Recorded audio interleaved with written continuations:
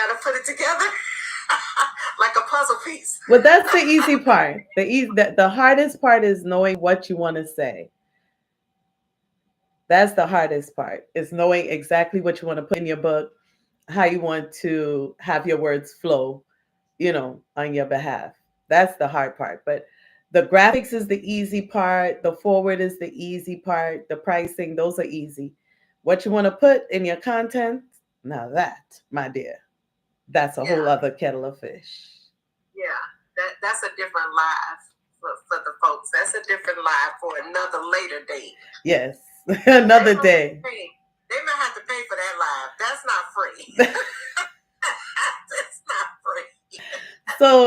So I do give the basics for free, because the basics you can get anywhere.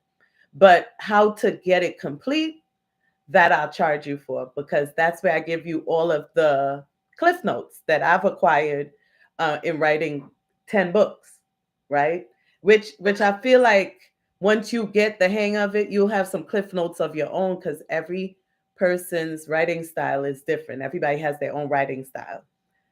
Thank you Right. very much for the support. Hey, Kara, did you want to come up and join the conversation on preparedness today? Let me know.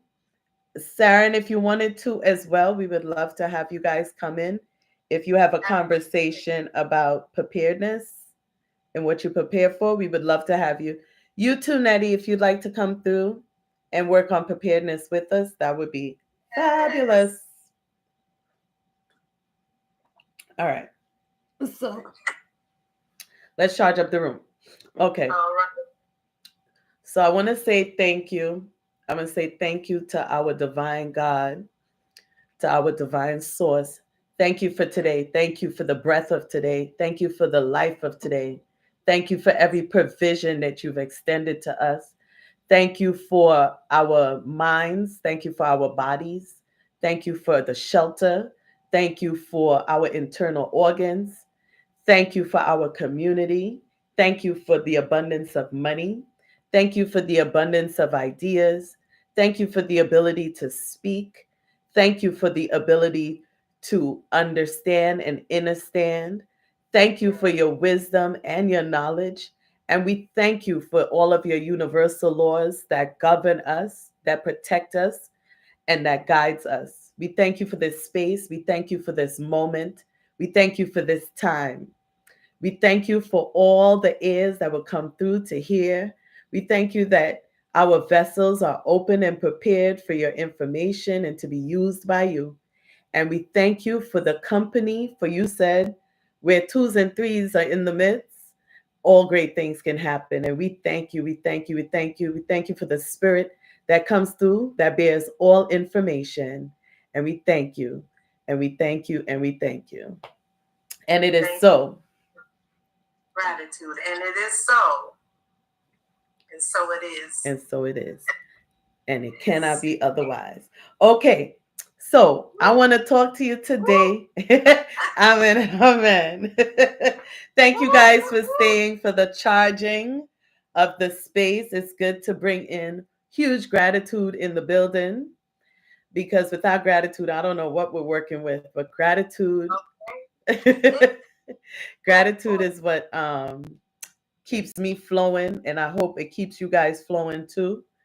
Um, we base everything in what we're grateful for, and I am extremely grateful for everything. Hey, greetings, Nema.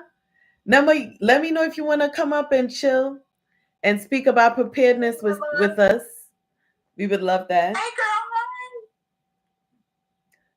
Gratitude is the key. That's right, Nettie. That's absolutely correct. Yes. Gratitude is the key to life. It's the key to life. Yes. Opening you up. You got to give gratitude. Oh, yes. Okay, let me invite Nema. I don't know. Nema, I forgot how to invite people. How you? Oh, here. Duh. Look, the two people at the bottom. Yes. Hey, greetings. Greetings, Nema. It's so cool because I had, like, something got me up. Thank you, Because, like, I just took my power nap. I made dinner early for the boys, so they're not bugging me. And then I just started praying. I was like, you know what? Let me set my intention before I get up in here. And then as soon as I got on, you started the prayer. So that was beautiful alignment. Yes, yes. It don't get no better than divine timing, baby. And divine alignment. It don't get no better. How are y'all doing? Good. Oh, I have a question for you guys today. I heard it from my librarian guy, Michael. He said we should start asking each other, what's good in your life today? I love it. So, Nema, what's good in your life today? Whew, so much. I've been up since 4:30, you know, and just felt really good about waking up extra early today. And just feeling good in my spirit all day, you know, like not letting anything get me down. I didn't have no doubts. I got my work done. You know, I was making these new contracts for new clients I have this week. And usually it's some bit of a challenge to always do logistics. And I kind of just like flowed through the entire thing. It was a couple hours, but it only felt like about 30 minutes. Like, I don't know, I was just allowing my spirit to guide me all day. And, you know, I wasn't going off the time. I was just flowing. And I'm still flowing. And it just proved that how I just got up out of my power nap and made sure I had my drink next to me and set my intentions. So, yeah, I'm just really grateful for flowing today. How about y'all? Oh, thank you, thank you, thank you. Thank you for sharing that. And Lady Empress, what's good in your life today? Oh, man. Love. Mm-hmm. Love is good in my life today. Mm-hmm. Being rooted in that love, just the love of life, you know, the ability to live, breathe, and think, smell, touch, all of my senses. Oh, yeah. And it's funny, she talked about doing logistics because that's what I was doing earlier today. And now I am making my bath sponges. So I'm grateful. That's what's good. I'm grateful that I'm prepared. I'm grateful that I know how to prepare, that he guides me to preparation. Remember, I told you that I had a slogan. My other page, I actually have another page. It's called Poppin' Peas. And when you pop your peas, perfect preparedness prevents poor performance. Perfect preparedness prevents poor performance. Woo, that ain't a tongue twister. I like it. Now, tell us, what does perfect preparedness look like? For me, perfect preparedness means within your ability, because nothing is perfect. But as long as you feel and think and know that your abilities are perfect right where they are, you can create anything. You can be prepared for anything. You just have to, you dive in, because nothing is perfect and nothing is permanent. So for today, I'm perfect for today. I like it. I like it. What say you there, Nema? What did you say? What do you say about perfect preparedness prepares you for, say one more time, Lady Empress. Perfect, you know. Perfect preparedness prevents poor performance. Yeah, for me, that's definitely making sure I'm prayed up and my spiritual hygiene is on point. Because I know when it's not, then there's no way I'm going to be prepared physically. That's why I get up early, because I know myself, if I don't start that day with my spiritual preparedness, that it's just not going to flow. So I try to set myself up for that preparedness spiritually with the breath work, with the prayers, praying over my water, like you were talking about the other day. You know, because even science proves that water holds memory. Oh, you know it, baby. Yes, it does. Yeah, What that's it a big one. what is listening? Yemiya is always listening. There's always a listening. I love your Thank you for coming by to support us. Hello. If you want to come up, just hit the button. We'll sure have you. Yes, we would love to. We would love to. Ben Butts, let us know. Yeah, if you want to come on up. And Mary, we're speaking about being prepared today.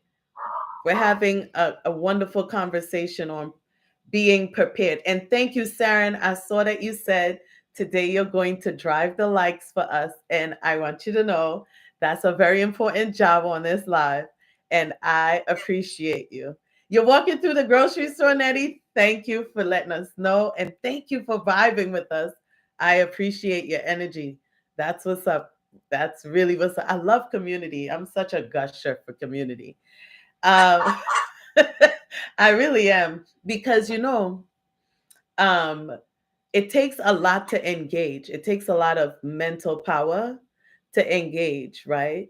It also takes a lot of mental power to even resist engagement. So anytime I see the community mathing and coming through and liking and sharing, I'm like, yo, that's a different human being over there. That's a different human being because it is not our program to like, support, and to share. It's just not a regular program for us.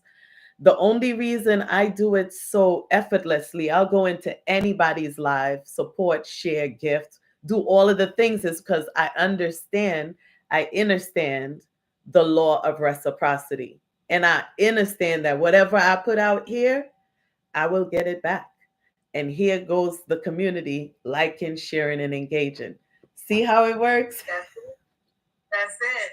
It's automatic and nothing can stop it. Nothing can stop it. Nothing can get in the way. Only thing you have to do is show up. Every single time. Show up and just be. When you show up and just be, you surprise yourself. You surprise yourself. So I know most people buy these, right? At the store. They pick them up at the store. I make them. And that's what I'm doing. I'm preparing. Now, how do we purchase them? They will be on my Shopify store. Right now, I'm preparing a batch for Valentine's Day for a pop-up shop that I'm doing. And I have a batch to make for a couple of the universities here in Georgia for their colors. You know, the college students, they love these. Mm-hmm. And they're not hard to make, you know, but people just rather go to the store and buy them. I make my own. Yeah, I don't like to buy nothing that's not homemade. Really? No, we gotta support each other. I do. If I can prevent myself from not supporting corporations, like, I try my best. I mean, only once a month I go to Costco because, you know, I got all these kids. But I really try hard to go and support and figure out who has what, because in the last couple years, it was never a plan of mine to attend markets and sell my medicine. But through that, I was grateful because I got to meet so many other indigenous artists. They have all Black markets out here. They have indigenous markets out here. They have all Native markets. And then you get to see who does what, right? And then they link you to other people, just like the whole farmer thing, right? It's like, Yeah. you know, we don't know until we start opening our heart and branching out and see who's doing what. And we also have to promote ourselves too, because if we don't tell people, they don't know, right? That's the truth. But, you know, they say that it's always better to support a small business because you're supporting, like, you know, us feeding our families, or like our kid attending, you know, sports or activities that we otherwise wouldn't be able to support them with. To where when you're supporting a corporation, it doesn't make a difference to them. They're making millions because, you know, they're using manufacturers overseas, and paying people a small amount, Yep. you know, and that's not right. Slavery. It's just another form of slavery.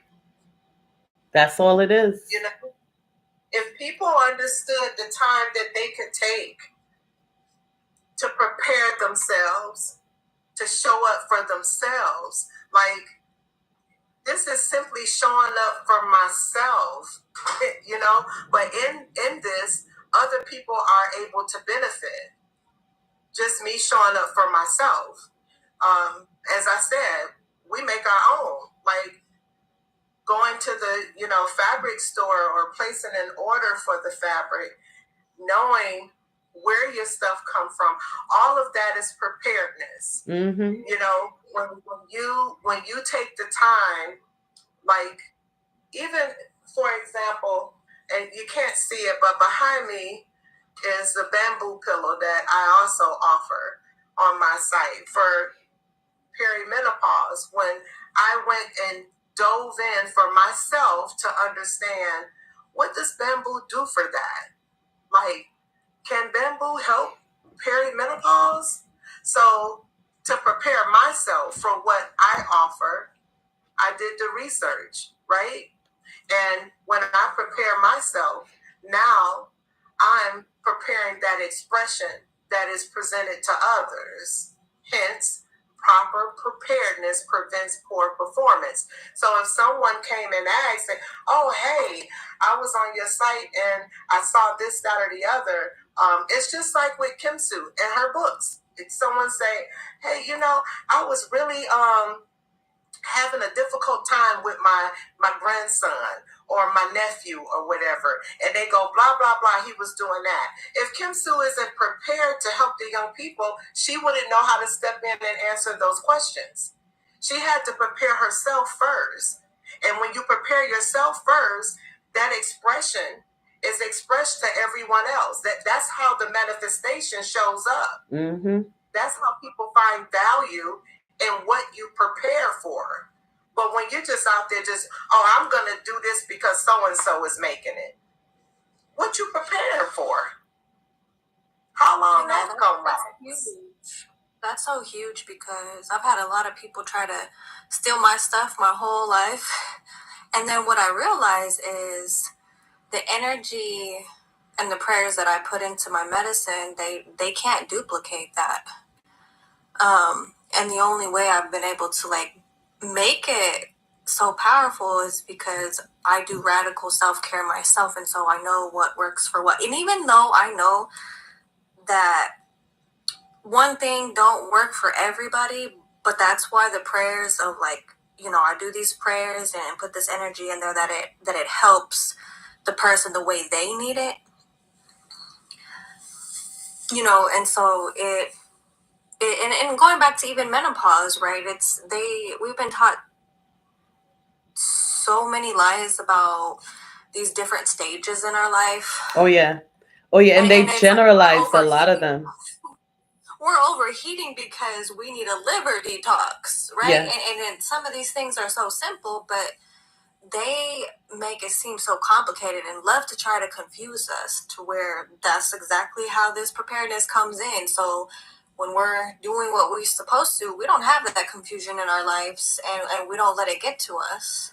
But also bear in mind that a lot of folks are going off of traditional sayings about what should happen to each other's temples, right? So once you debunk that that's just a saying to give you a reason to purchase something, then you realize, wait a minute, my body is saying something to me. um, that's why we're overheating. Cleaning out the liver is one thing, also de stressing totally. And I also like telling the truth about whatever you're going through. That helps a lot to calm the nervous system, to calm the glands down, to get you to a nice neutral place. Also, I recommend Reiki as something for people that feels, that they are about to go into anything menopausal or whatever. You know, I did so much unlearning over the years. That's how I found out the truth about menopause. So I could share it with my family and then find out that the women in my family don't even really get it. They don't go through No, anything, you and know? when it comes to Reiki, that's a colonized word. So I do the work of Reiki. Like I do energy work and I can extract negative energy from people's body and I can pull a headache out of someone's head because of watching my grandmother. And it's not that I wanted to do this work. It just kind of chases you down when you run from it. Does, especially if you're commissioned to do it. Yeah.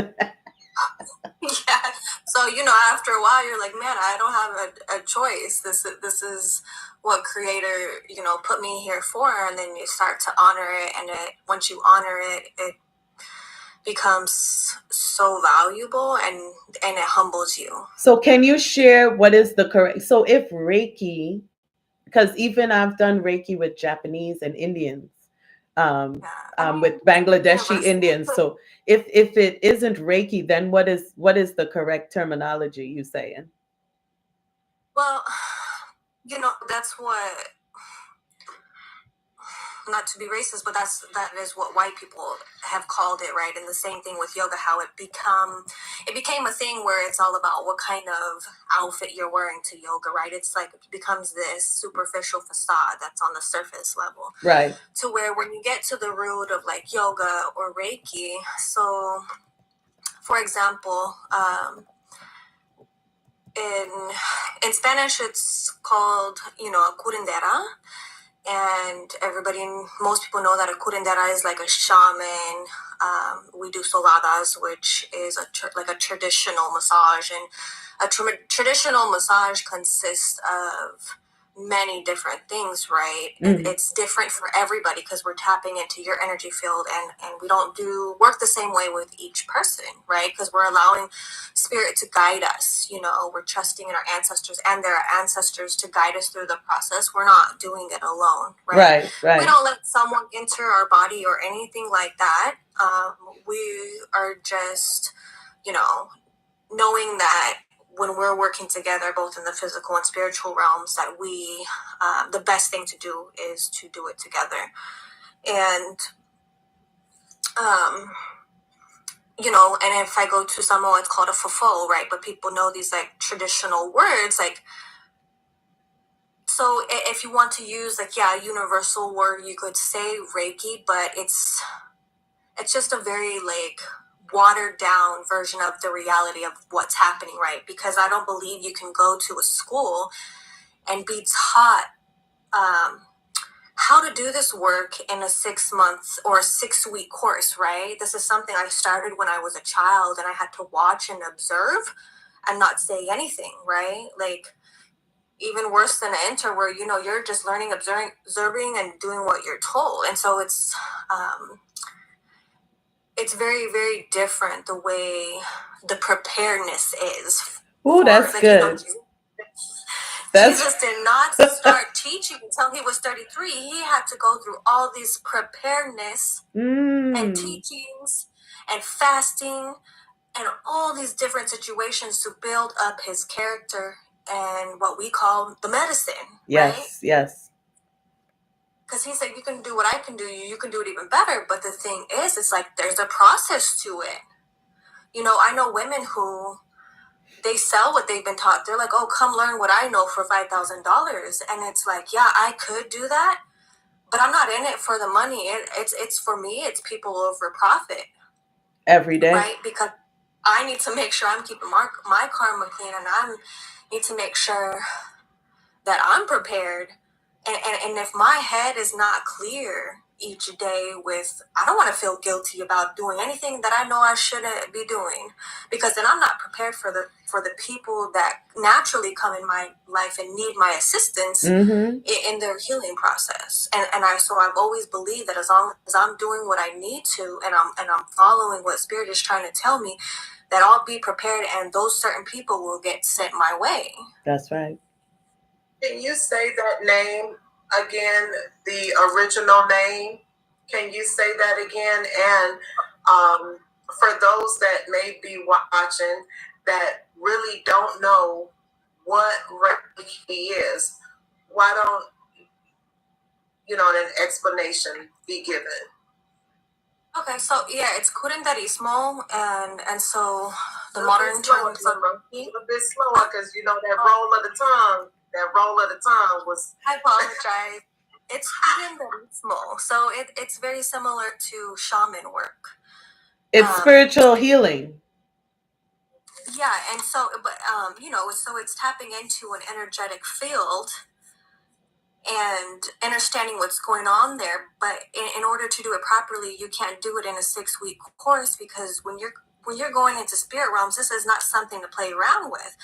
See, spirits come to me all the time, and they want me to talk to their loved ones or this and that. And there's a lot going on in the spirit world. And even in the spirit world, there's people that get stuck in certain parts of the spirit world, and that's what we call demons or whatnot. They're getting stuck they're attaching themselves to certain people because those people are not balanced, and they're just trying to find a way back. So originally we would pray for those people to make it, safely to heaven or whatnot. There's a place that we call the Brado, for so to speak, on modern terms of where people can get stuck. And I've personally been there. Sometimes we get stuck in certain situations for centuries. It's horrible.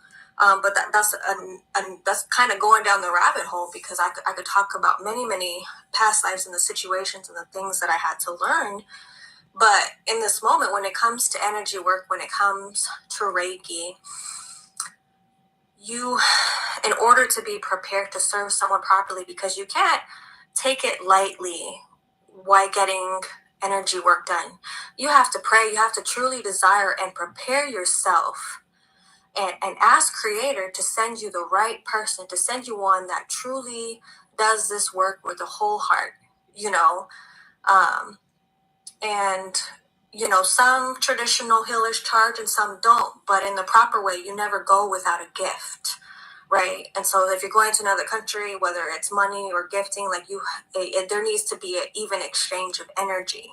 That's right. With this person. So a lot of people, don't like my prices, but it's like, oh, you have no idea what I'm doing for you on your behalf in the spirit world.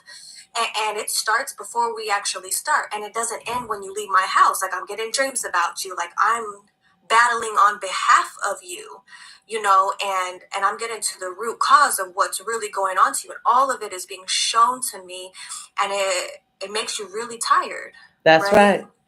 And so in order to be prepared for that, it's no different than like if you go to just a regular massage place versus someone who does traditional massage. And we were talking about this last week sometime about, we want to be the first ones in there because we don't want to get all that energy that they've been dealing with the whole day. We don't want that transferred to us. Yep. It's funny. Can I interject what you were saying there? Because it's funny when you think about the world we live in now. Everything, every job that you can think of, the sacredness of doing a thing has been removed. It's all about the numbers and quantity. How much money I could make with this.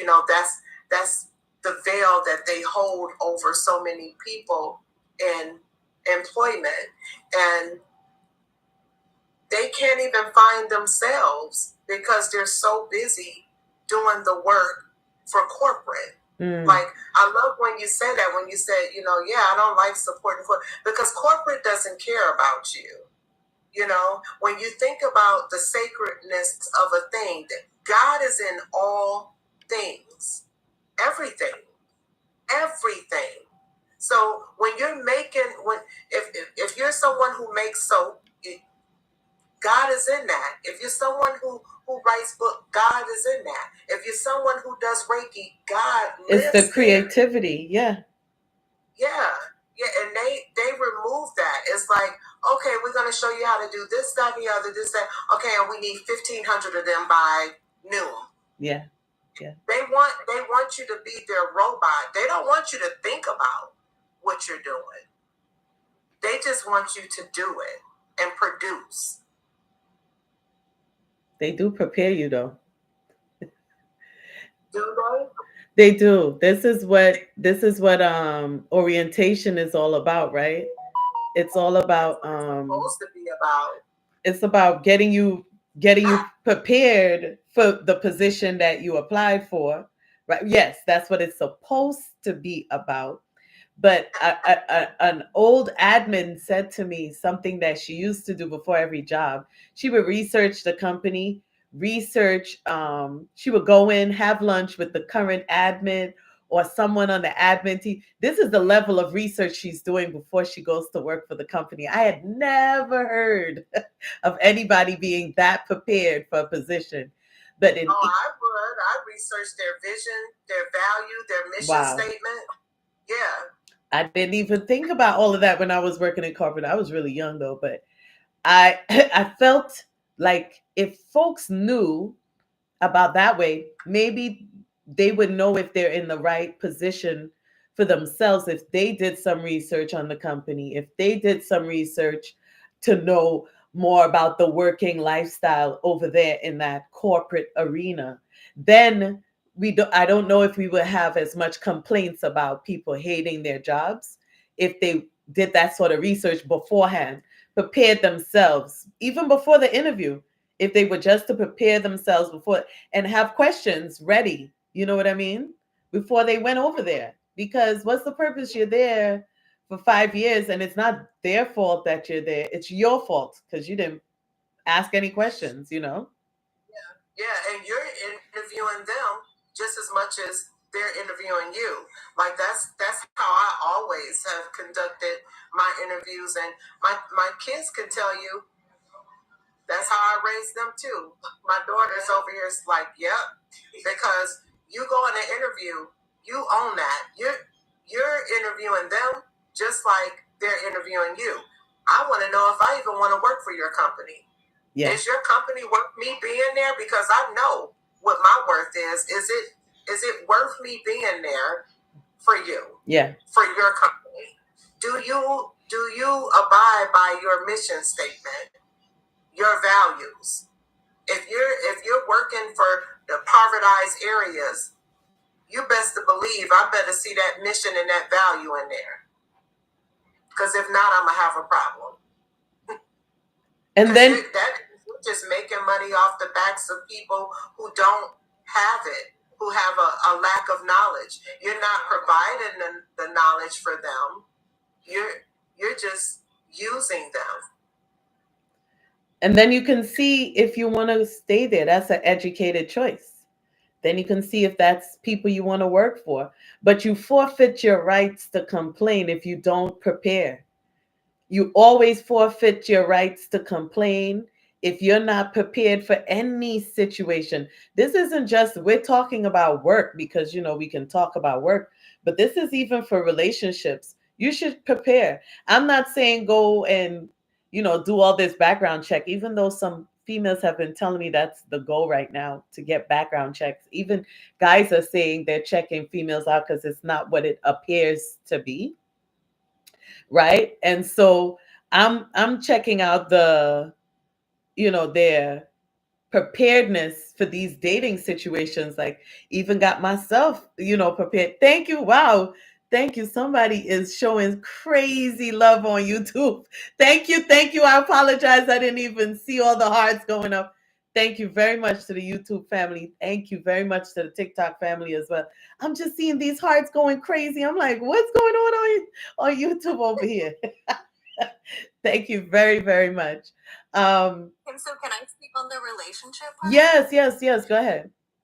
Because that's come up for me in the last couple of days, because this being the year of dragon and really open up my heart and everything, it's interesting because being celibate is so powerful, and that literally has prepared me for these men who think that they can, just say whatever because they think you're attractive. And I'm just like, boys, sit down, because if I wasn't prepared and doing what I need to, I couldn't see, their intentions clearly. And it's so important because, in the past, I've overlooked a lot, because it's like you see the good and bad, but then we tend to look over the bad and make up scenarios, or exaggerate on the good parts, right? Because of all the things that are projected onto us of what love looks like when it's nothing like it is on the TV, right? And so I'm really grateful for, the preparedness of being comfortable and feeling really good about being celibate and the power that holds. And, a question I had for somebody recently was like, have you ever been celibate? And they hadn't, right? Because to me, I've known men, even when I was I think I was 20, and one of my yoga mentors, who's huge in Denver, named Tyrone Beverly, he had the most diverse classes in the nation at the time. And I remember him sharing his story about celibacy, and he's like, yeah, I've been celibate for 7 years. And I was like, that is powerful.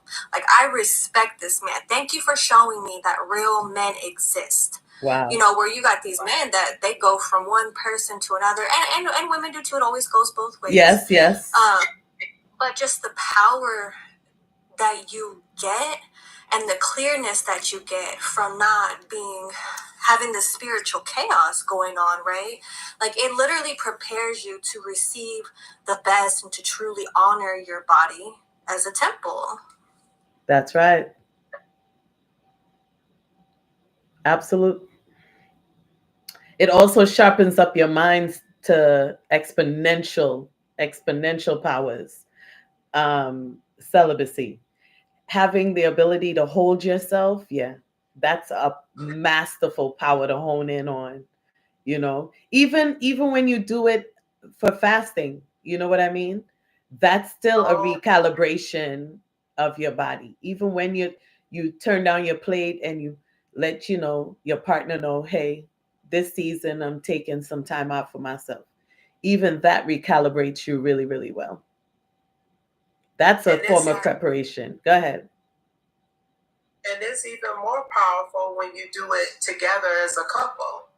My husband and I, we fast every day. Every day we don't eat until after 2:30 in the afternoon. And when Ramadan comes, we fast for Ramadan as well. Sun up to sundown, and it's enlightening. Mm-hmm. And when you do it as a couple, you're strengthening the relationship. That's right. Between you both, and you're able to see just how one can hold the other up, as well as each other's weakness. The weak areas, like, I'm getting weak. I think I need some. No, baby, we good. Let's do something else. And before you know it, the thought is gone and you're off doing something else. So that's a practice that we do every year, And that's 40 days and 40 nights? Mm-hmm. Wow. Consecutively. And it's when the seasons begin to stretch out. So when you first started, it's not as difficult because you have less full days of sun. Right. As you get further and further over into spring, going over into summer, the days get longer. You start to feel it. You have to stay prayed up. You have to. You have to have your scriptures on lock. Things become very ritualistic. Yes. You know? They become very ritualistic. And at the same time, new things come in. New things. So imagine the new things that come into mind. Like you come out of that. Just think about it. It's almost like taking the time to build a new habit. So every time you do it, you're coming out renewed with something totally different. Mm-hmm. Like your outlook on things is completely different. I know that's true. I'm sorry. No, I was saying I know that to be true.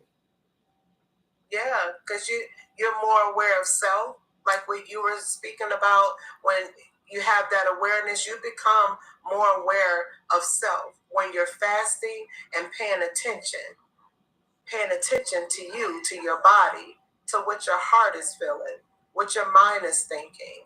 You know, when you feel sadness, when you feel joy, when you feel peace, your body is speaking to you so loud during those times, 40 days.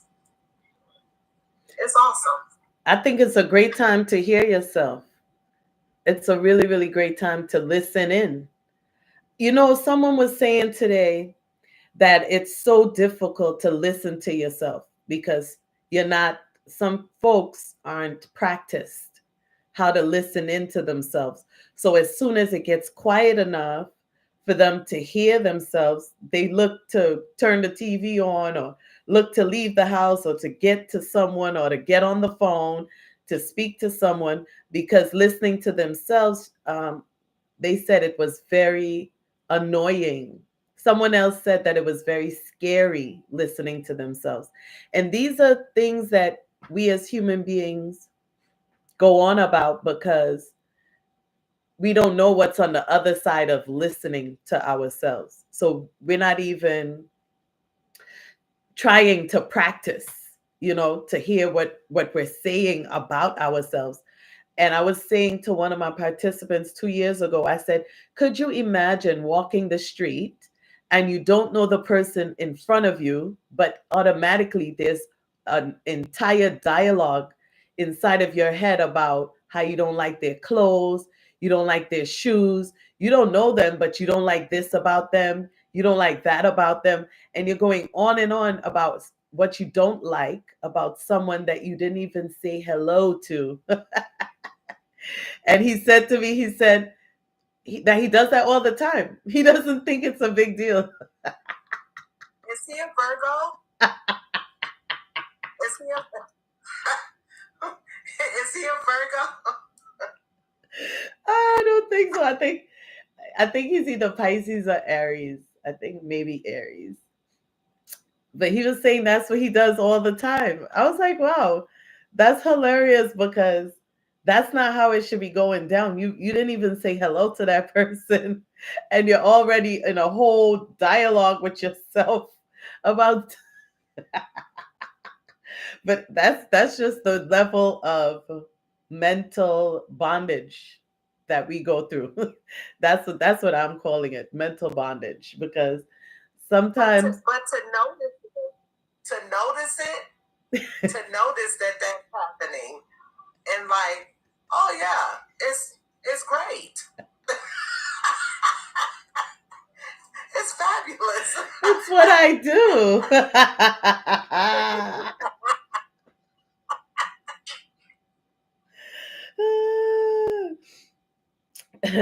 This is why I wanted to talk about preparedness today, because last year a young lady was telling me that she was preparing she was preparing for a bad diagnosis. And I wanted to talk about preparedness today because sometimes folks prepare for a bad verdict. They prepare for a bad outcome, a bad, ending result or whatever. and they can certainly prepare for what they really want. You understand? Prepare for the good that you would like. Prepare for the good that you prayed for. Prepare for the good Yes. that you asked for. Prepare for the goodness to show up in your life. You know, it's weird how folks will pray and ask and pray and ask for things, but they prepared for the reverse to happen. So they prayed for a brand new car, but they'll get on the phone and talk about how many people died in accidents. It's wild to me. Or they'll pray for someone to bring them groceries, send me someone with food or something, and then the person will come and they don't like the person that source used to bless them. Okay. That reminds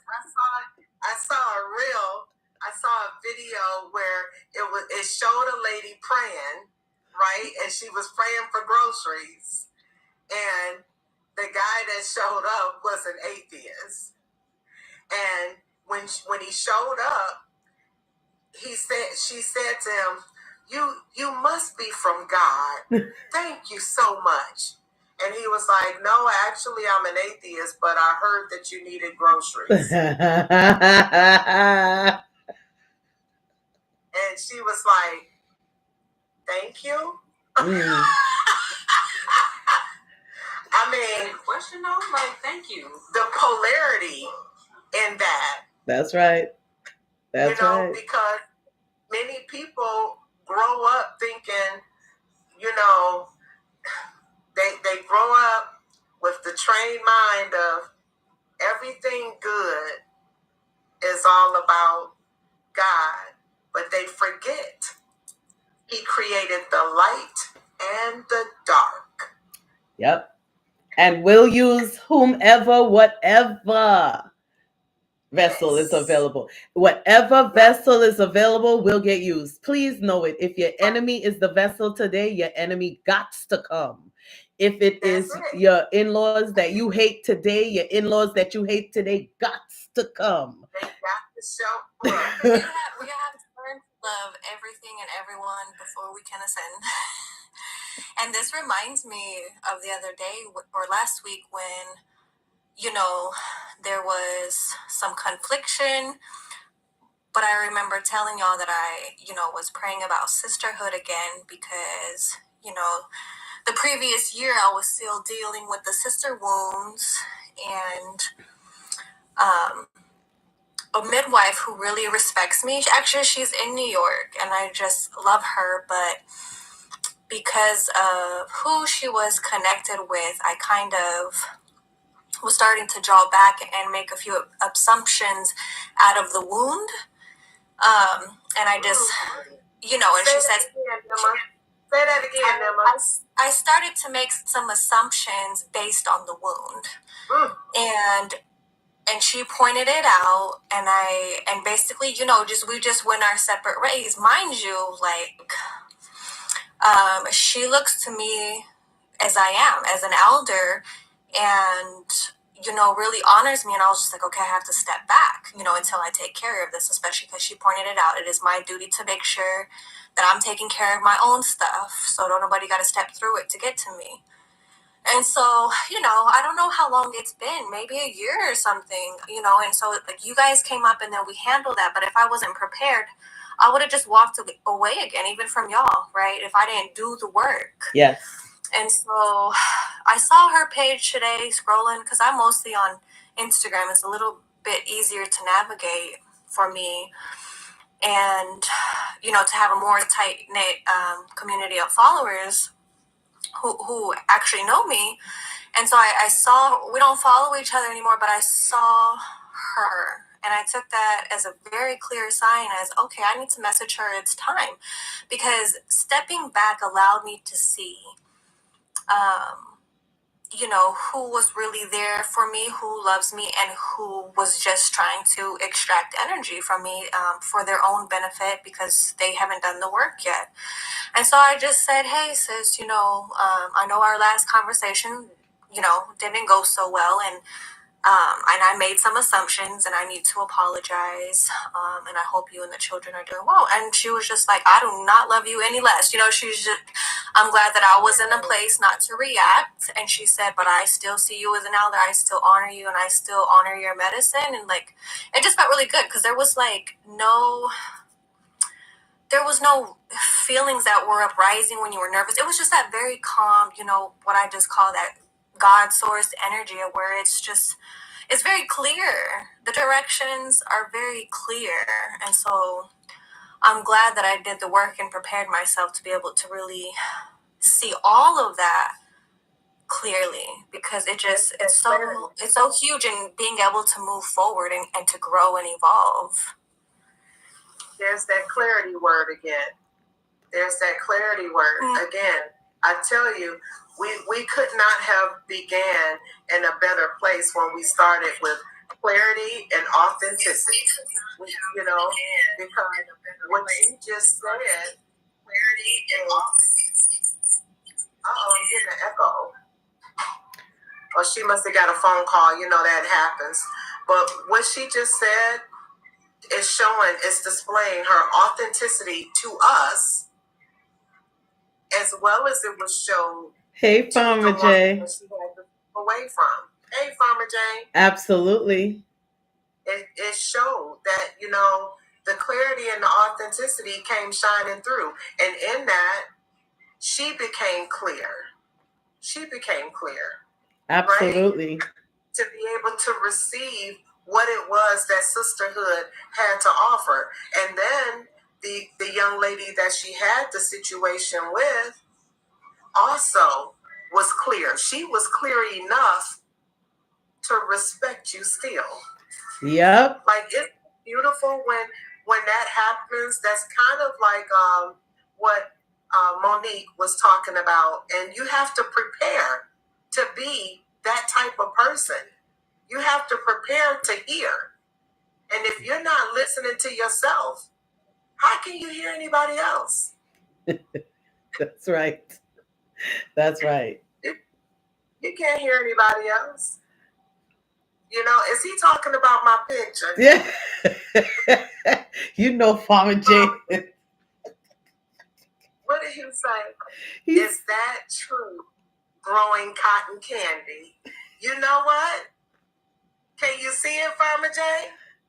He know he trying to see it. How you doing, Farmer J? You trying to come up and chill with us for a little bit? He coming up. He don't be coming up for us. When he do, he dip out real quick. After he talk mess to us. He's saying this is Senior Citizen Live. But he right on point, because when I created this, I created it after cotton candy. I hear that. But I wanted it cosmic. I wanted the chakra colors. So there we are. I love it too.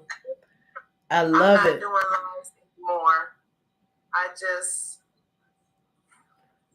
fading in the back. Yeah, in the black. Why are you not doing lives anymore? I heard you say that yesterday, Farmer J. Why are you not doing lives anymore? He faded in the black.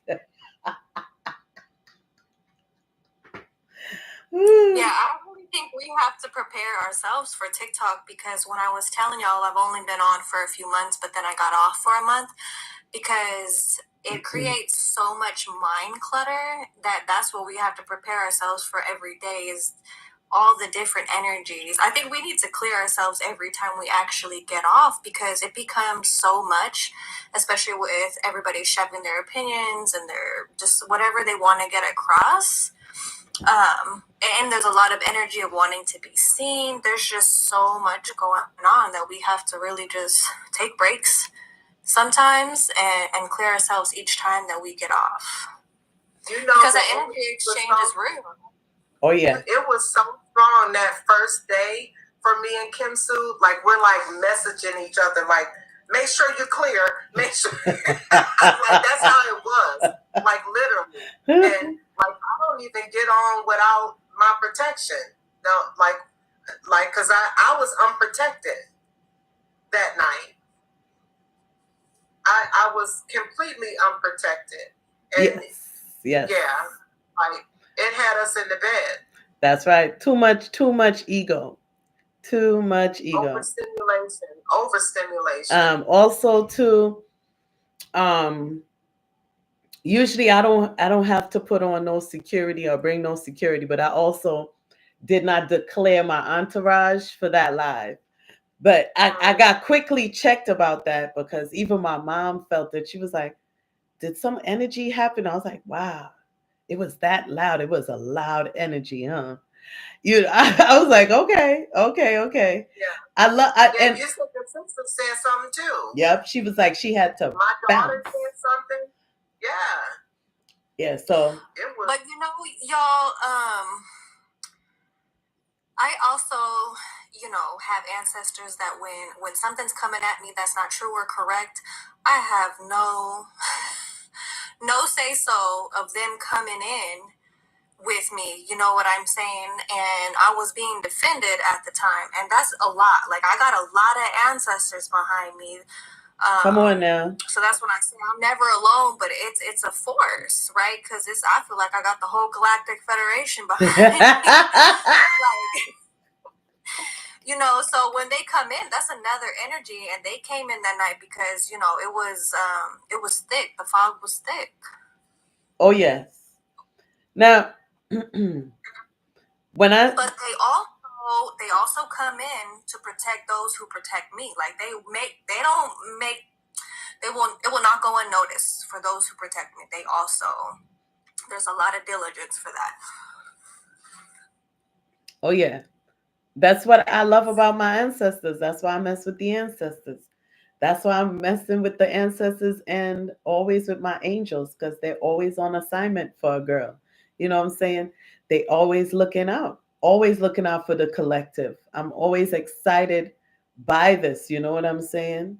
I left the system and they system can't figure me out. People confused and I'm gonna leave them. And I like the state of confusion for some of the collective. I like the state of confusion there. We're talking about preparedness, Farmer J, and leaving your admirers in a state of confusion is part of preparation. That's strategizing. Strategizing is a part of preparation. I love that. And I admire the people that can get a proper strategy going that does not interfere with their flow in life. When you get a real good strategy going, that's that's you setting yourself up, preparing yourself to win. Proper preparedness prevents poor performance. It does. Hands down. Proper preparedness prevents poor performance. That's right. Stay on your P's. Prayers, patience, preparedness. Popping them peas. That's why I named my other page Popping Peas. Popping them peas. Okay, you have to send me, Lady Empress, you need to send me, please, your other pages so that I can follow them. Wait, there are other pages? There's another page. Somebody was telling me that in one of these lives, Kim Sue, eventually you're gonna get a backup page. I said, no, not Kim Sue. Y'all underestimate my unwillingness to join systems. I will not conform to anything. I am the insubordinate to all systems. Okay. I ain't joining nothing. Also, too, my other page is not conforming. It's just it's a faceless page. Yes, it's another your other stream. No, she was just telling me I would have to protect this page, but I don't want to protect any page. You know what I'm saying? That's what she was telling me. Yeah. But I don't want to have to protect anything, any pages. if it's lost, then it was meant to be lost. Thank you. Yeah. Leave it there. Just like Farmer J just said. Leave them right there in that state of confusion. I'm good. Right there. Just let it go. You know what I'm saying? I wanted to find out about preparedness, ladies. I wanted to find out, do you prepare for your best case outcome, or do you prepare for your worst case outcome? And now think about it in real time though, how you prepare your day. Are you preparing for your best case? Do you hear yourself preparing for your best case outcome? Or do you hear yourself going in on your thoughts about the worst case outcome? Who wants to go first? I can go first. Okay. Go ahead. Your worst case outcome or your best case outcome every day? Which one are you preparing for? I would like to think that I'm doing it for the best case outcome, but there are days where I'm conscious that I'm not doing that. And so those are the days, where I know I need to do extra self-care to prepare for that not to happen the next day. And sometimes it's easy to get out of it like almost instantly, right? It depends on the situation. And I noticed that with the children, my oldest son, that I was preparing all the time for the worst. And he's just like, why are you doing this? He's like, not everyone is bad, you know? So he's really taught me to not project past trauma onto everyone. They're really teaching me. So, it honestly changes, but for the most part, I try my best to set my intentions at night, to say my prayers so that when I wake up, I'm prepared to start that journey for the best case scenario. Because, like you said, it's that preparedness. If I'm not doing that preparedness, then that's a lack. And then it's already going to spiral into the worst case because I didn't do anything to prepare, right? And so I have a slogan where I say, never leave the house without your medicine. And we are medicine, right? Like walking medicine. But in a sense, I make all this medicine jewelry and people think it's fashionable. I absolutely don't. I base it off of energy and prayers, and some of them are big and feathers and all these different things, right? But when I leave the house, I'm like, okay, what medicine do I need to take out in the world with me so that I physically and mentally and emotionally don't have to exhaust myself in trying to protect it. But the medicine helps me remember that it's like, I am protected. I know I'm protected. I need to walk in that, right? So it's no different than in preparing and asking for the love of sisterhood. Yeah, it's easy to make those prayers, but it's not easy to accept it. So it's like, okay, prepare my heart to accept it and prepare my heart for the challenges that come with it of accepting it, right? And so it's like even my markings, my tattoos on my arms, all of my markings are reminding me of who I am and the journey that I've been on.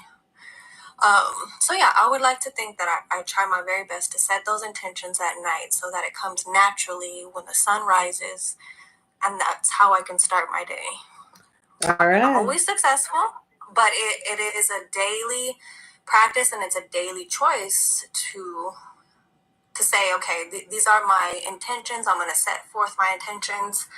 Whether, and it looks different all the time because sometimes, I need to do smoke medicine and it's always a different medicine. Like it could be cobalt, like it could be a resin, it could be a bark. It's the same thing with knowing that I should not be eating past 7 because my body cannot process it at night and I'm not going to sleep well, with those same things. So I know that if I eat past 7, I'm going to be tossing and turning, right? So it's like, don't make those decisions to set ourselves up for failure. I love it. Are you complete? Yes, thank you. Thank you very much, Nema. And also, Farmer J, I want to throw in your comment. You said, gotta prepare both ways. Life is balance on all levels. Thank you for that, Farmer J.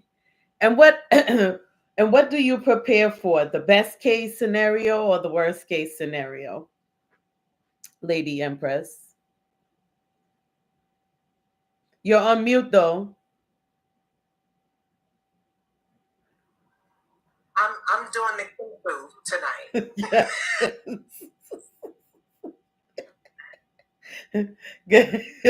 Go ahead. I prepare for the best case scenario at all costs, because and when I say that, I think about what could happen. I think about where I'm trying to go or what I'm trying to do. I believe preparedness begins, with thought. So, and for me, it's crazy that Farmer Jay said that about balance, because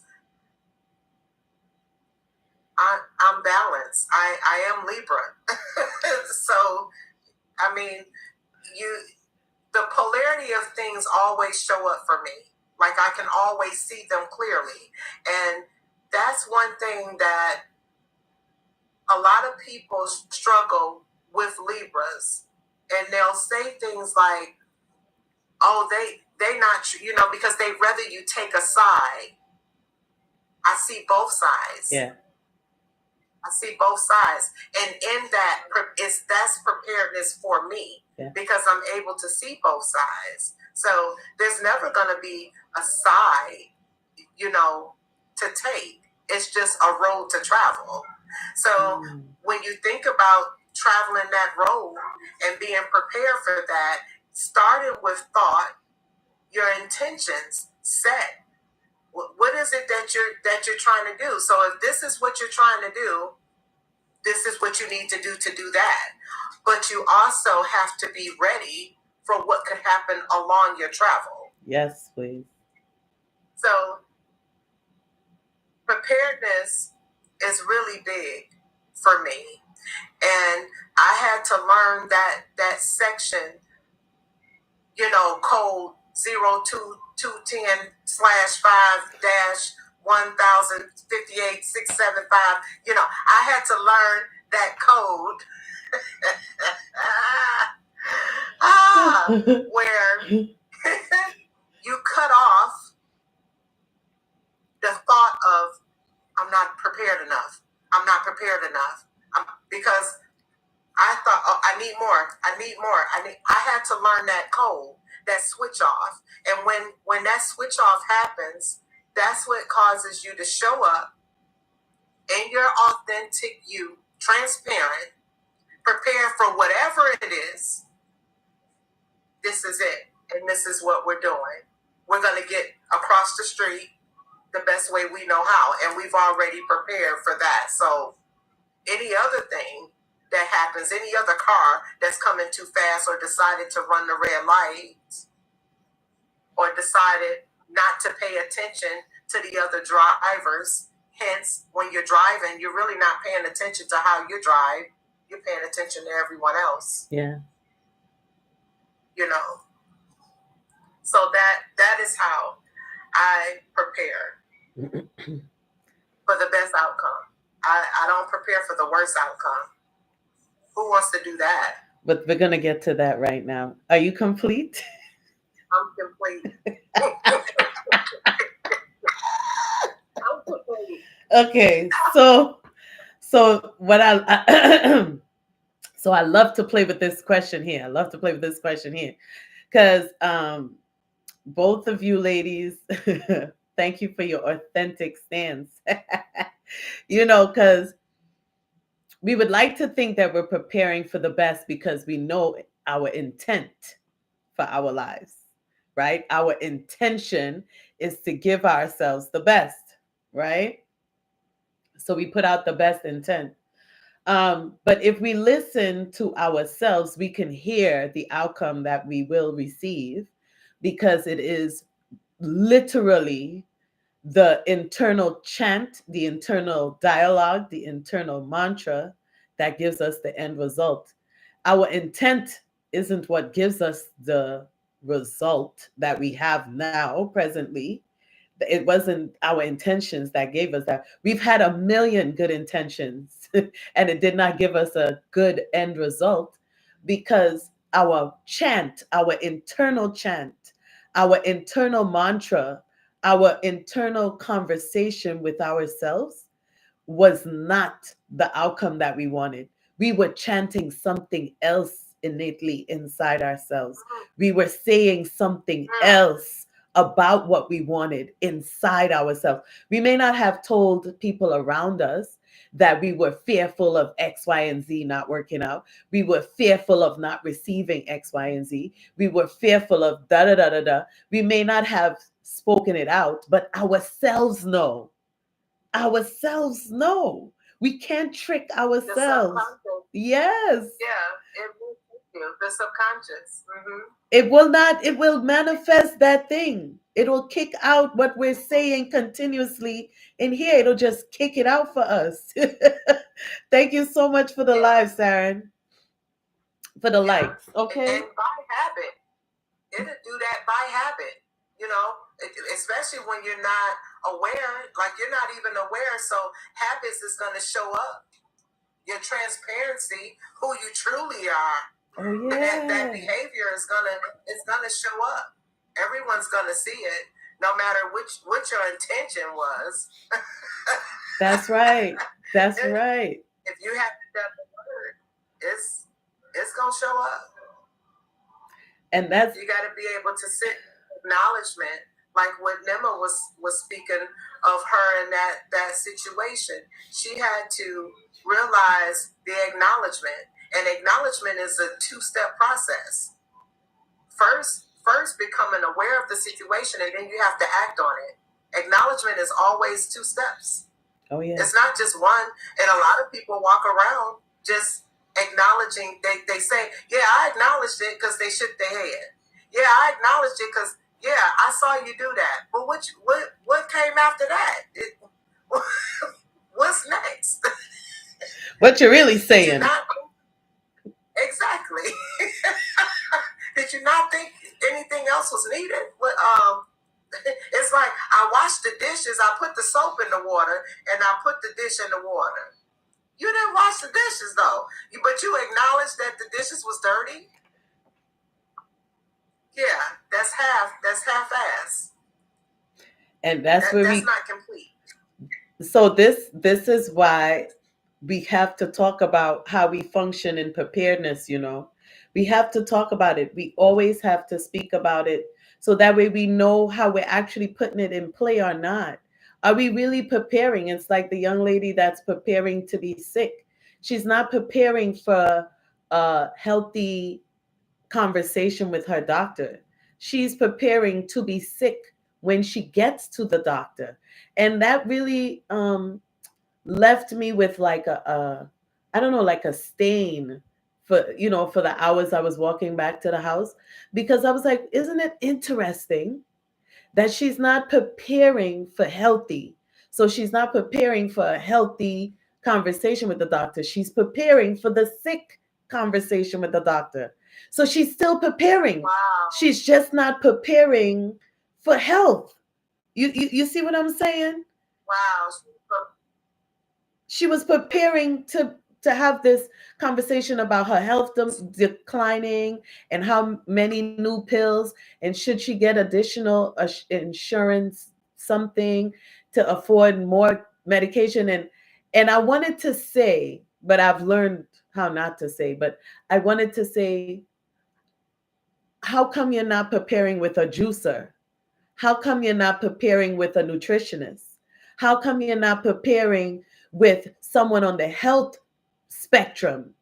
How is it you're preparing to get more 15 prescriptions added to the 12 you already have? How come you're preparing for that end of the spectrum? But because I know she has already sold herself out to the desired outcome, there was nothing I could say that would shift, you know, other than what I usually say: I'm sending you healing because it is your portion too. That's about it. But she's already sold to, I am going to get, you know, more pills from the doctor. The doctor is not going to say anything good. And she was already giving me what, you know, and it just left me in a way. So I was like, I want to talk about preparedness, because what are we really preparing for? Are we preparing to win in this life, or are we not? What say you? Yeah. I've been there many times when it comes to, What Western about medicine trying to diagnose things. And because they sound convincing, right? Because we're taught that the school system is good. We're taught that doctors, have our best interests at heart. And then we have to learn to trust ourselves. And that is such a process.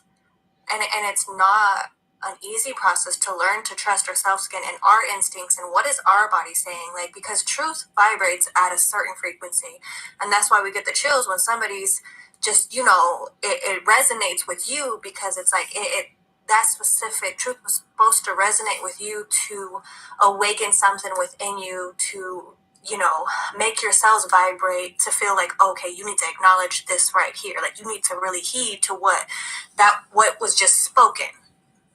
And so when we have all these, and we're not taught this when we're younger, see, like, will be easier for my children because all of these things were spoken to them on both sides, right? They go to school and they're trying to teach us how to be natives, and they're trying to talk about the natives, and it's like, how are you going to teach a native how to be native? Right. It just doesn't make no sense. And I had to put my kids in check, and I was just like, because they're coming home and telling me this, and I said, we talked about this story last year, so this, but here's your reminder, because they still will get sucked into it. That's why we have to stay prayed up for their protection, mentally, emotionally, and it's those unseen forces, right, in the spirit realms that we have to watch out for the most. And so, it's the same thing when Jesus spoke, and he's like, Satan, get behind me, because it's like, these lost spirits, will extract your energy, or they'll speak into you, or like, we have to acknowledge, okay, is this me, or is this because I go back to when I was in 5th grade, and I heard a voice telling me to kill myself, and I had already been through so much by the time I was in 5th grade, but I knew, because I was already awake, I was like, that is not my voice. But I kept hearing it all the way up into my mid-30s. And every time, like, that is not of Creator. That is not of Spirit. That is not me. I have not ever seen that as an outcome for me. And so I had to constantly speak against it. That is not my thought. That is not coming from a sacred energy. And so with these diagnoses, it's like, when we fall into pity parties and we're not fully healed, it's easier to accept those things of what everybody else is telling us. So if we constantly say, oh, I have this or I have that, then we become that, right? And that's that sickness. Because if doctors actually said, oh, okay, go home, drink lots of water, run for the next 6 weeks, do positive affirmations, sit with yourself in silence. Even if you have to scream in a pillow, punch the wall. If you can't scream where you live, go scream in a car, and then you come back, and then we're going to do another scan, but they're not speaking life into us. And so we have to find a way to speak life into ourselves. And it's just such a long journey to be able to decipher, where are those thoughts coming from, and how do I get rid of them? How do I prepare myself to, and so for me, I started juicing. I just started doing everything, but I began to create like this toxic positivity because I was doing so much physical good things. And then I was like, okay, no, this is not working, because it doesn't matter how much you work out or how healthy you eat. Nope. If it may sound cliche because it's talked about a lot, but if you don't deal with sit and deal with the unhealed parts of you, like, none of that will work. That's right. And so I had to go through so many things to really see what people are going through, so I could see it, so I could feel it, so I could understand how it's operating. And so that's why it's like the hardest part is to sit in silence and just let that stuff shed off of us, to like scream it out, cry it out, and know that it does not belong to us. It is absolutely the truth. Lady Empress, you want to say something on that? Yeah, I do. It's funny you guys mentioned like this is And I hate to keep going back to things that I did for college. Hello? Did some things with a juicer because I'm coming out with a juicer. Can you hear me? Yes, we hear you now. Can you hear me? Yes. Okay. It's funny how y'all mentioned a juicer, because part of the things I did with logistics was working on, I'm coming out with a juicer. And I just be blown away a lot of times when when we come in live and something is spoken on that is already resonating. Like, it, to me, what I see in that is that we are all on the proper frequency. And this is part of being prepared. You know what I'm saying? When you're amongst individuals and nothing is resonating, the frequency is not right. That's the awareness. That's right. That's the awareness that you have to pay attention to. And the other thing that I wanted to mention, when you were talking about the woman preparing going to the doctor, and I want to say that I don't believe that all doctors are bad. I believe that a lot of times, because being in the medical field for so long, I've been in the medical field since '94, and there is an area of space that is unknown to some medical field people. Like, they don't even know what they're operating in, what they're helping. You know what I'm saying? They don't even know what they're helping that system to do to people. Right. But when the awakening happens, when it happens, they hate they ever chose it. You know what I'm saying? And it's a process. I know for me, it was a process that I had to go through. But the young lady, let me get to that. It's like when you see a baby born, the baby is smiling. The baby come out smiling, right? Like, you don't see babies born and they come out like this, and it may be some. I haven't seen that. I haven't been privy to that. But what that woman did, what was in her DNA, what was in her mother's DNA, is why that baby's smiling. Absolutely. Absolutely. Like, that's just amazing to me, so when you see someone not treating themselves proper, it's almost like I can't help but to say something, but everybody isn't accepted to that. So we have to be careful sometimes. Oh, yeah. That we're not accepted to that. But to see that baby smile, it's almost like I can close my eyes and I can just picture a smiling little baby. Like, it's beautiful. But this is why. Are you complete? I didn't want to cut you off. I'm sorry. Yes, I am. I'm complete. Okay. I can go on and on. Just wanted to just move it on, because one of the things I feel like we don't, how we just ask people how you're doing, and then folks just tell us, whatever they feel to tell us for the day.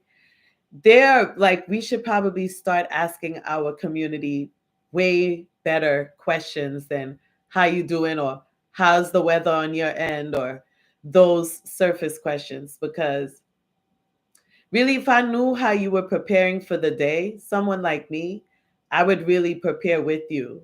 You know what I'm saying? If I knew how you were setting up your life and I'm in your life, I would really prepare with you. Because for her to be saying to me that she's preparing for a bad outcome from her doctor, that I know doesn't have to be that.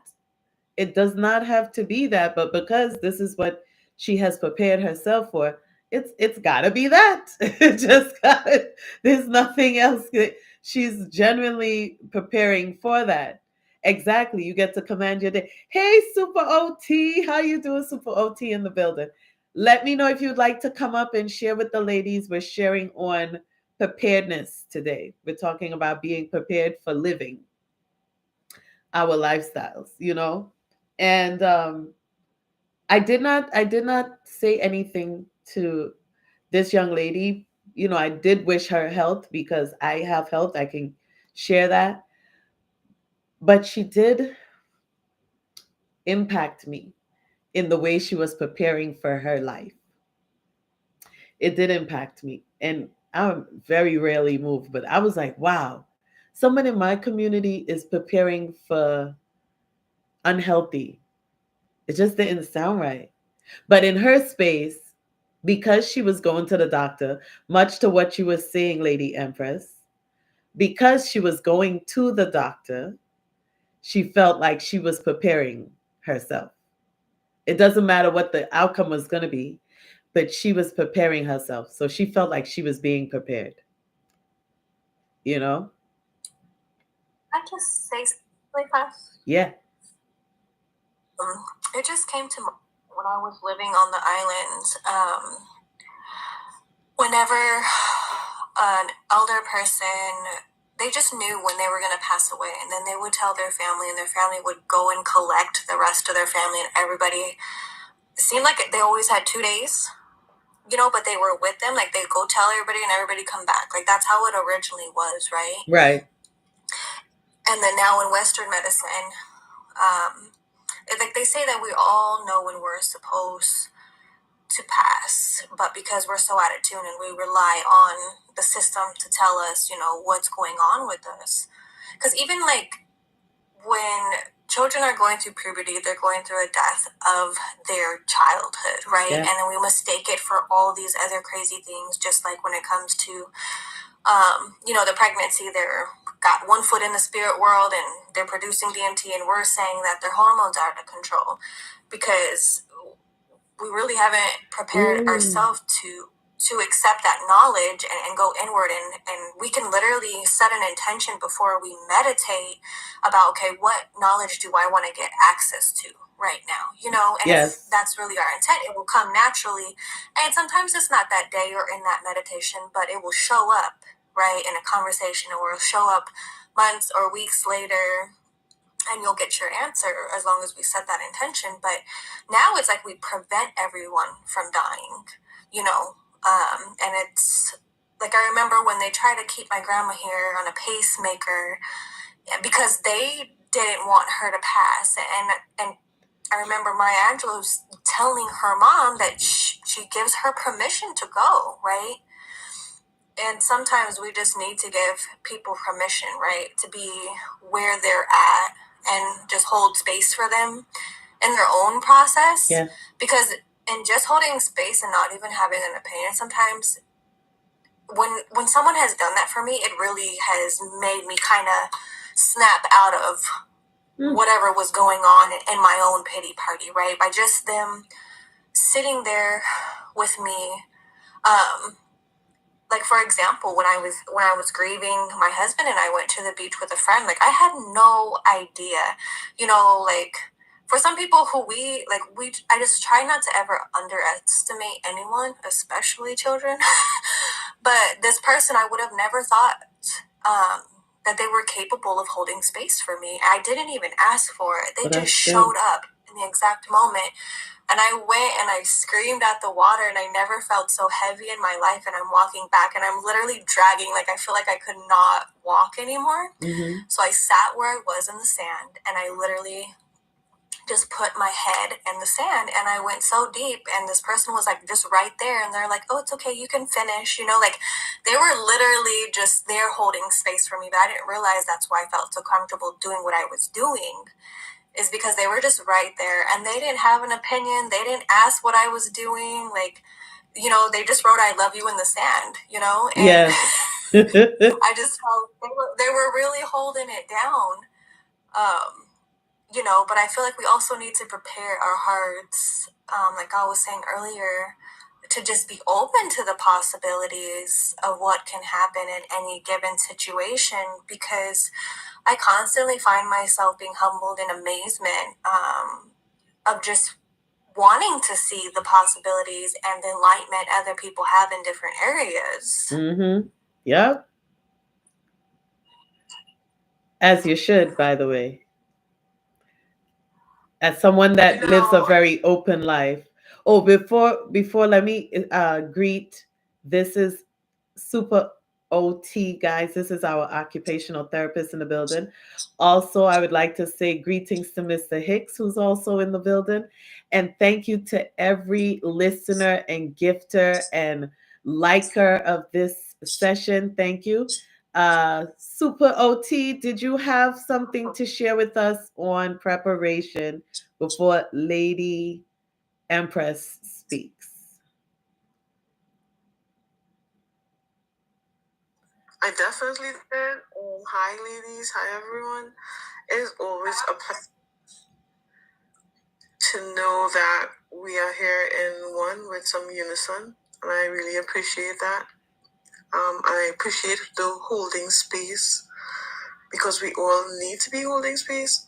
But in terms of preparation, I was just on a call where I was having prayer with someone, and they were talking about commanding their day and how it's so important, even from the night before or the day before.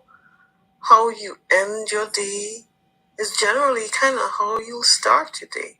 Mm-hmm. Because there's this residual kind of thought that enters your brain, especially if it's something that is yet to be manifest in your life, or it's something that is blocking you from your manifestation. That in that residual time frame in the nighttime before you go to bed and you're thinking about this thing, you get up and you think about it even more when you're actually supposed to let it go and die down yourself to have God command you. That's good. You know, just most important that it's almost like the death of your ego to pick up on what God has in store for you. You know, and there is nothing more important than that, because from that stems everything else. So it is surely a command of your day by not commanding yourself. You know, That's good. That's good. That's my little piece of heaven. Thank you. Are you complete? I am. Thank you for the opportunity. Of course, of course. Welcome to our conversation. Preparedness is something Lady Empress and I are excited to share today. Trust me, because we are always preparing for something for one of these lives over here. Go ahead, Lady Empress, you were saying. In that too, proper preparedness prevents poor performance. You know, and what I'm sorry, the name Super Occupational Therapist. I love that. Command your day. It's almost like sealing it. What she was saying, before you go to sleep, you got to put the seal on. You got to put the seal on.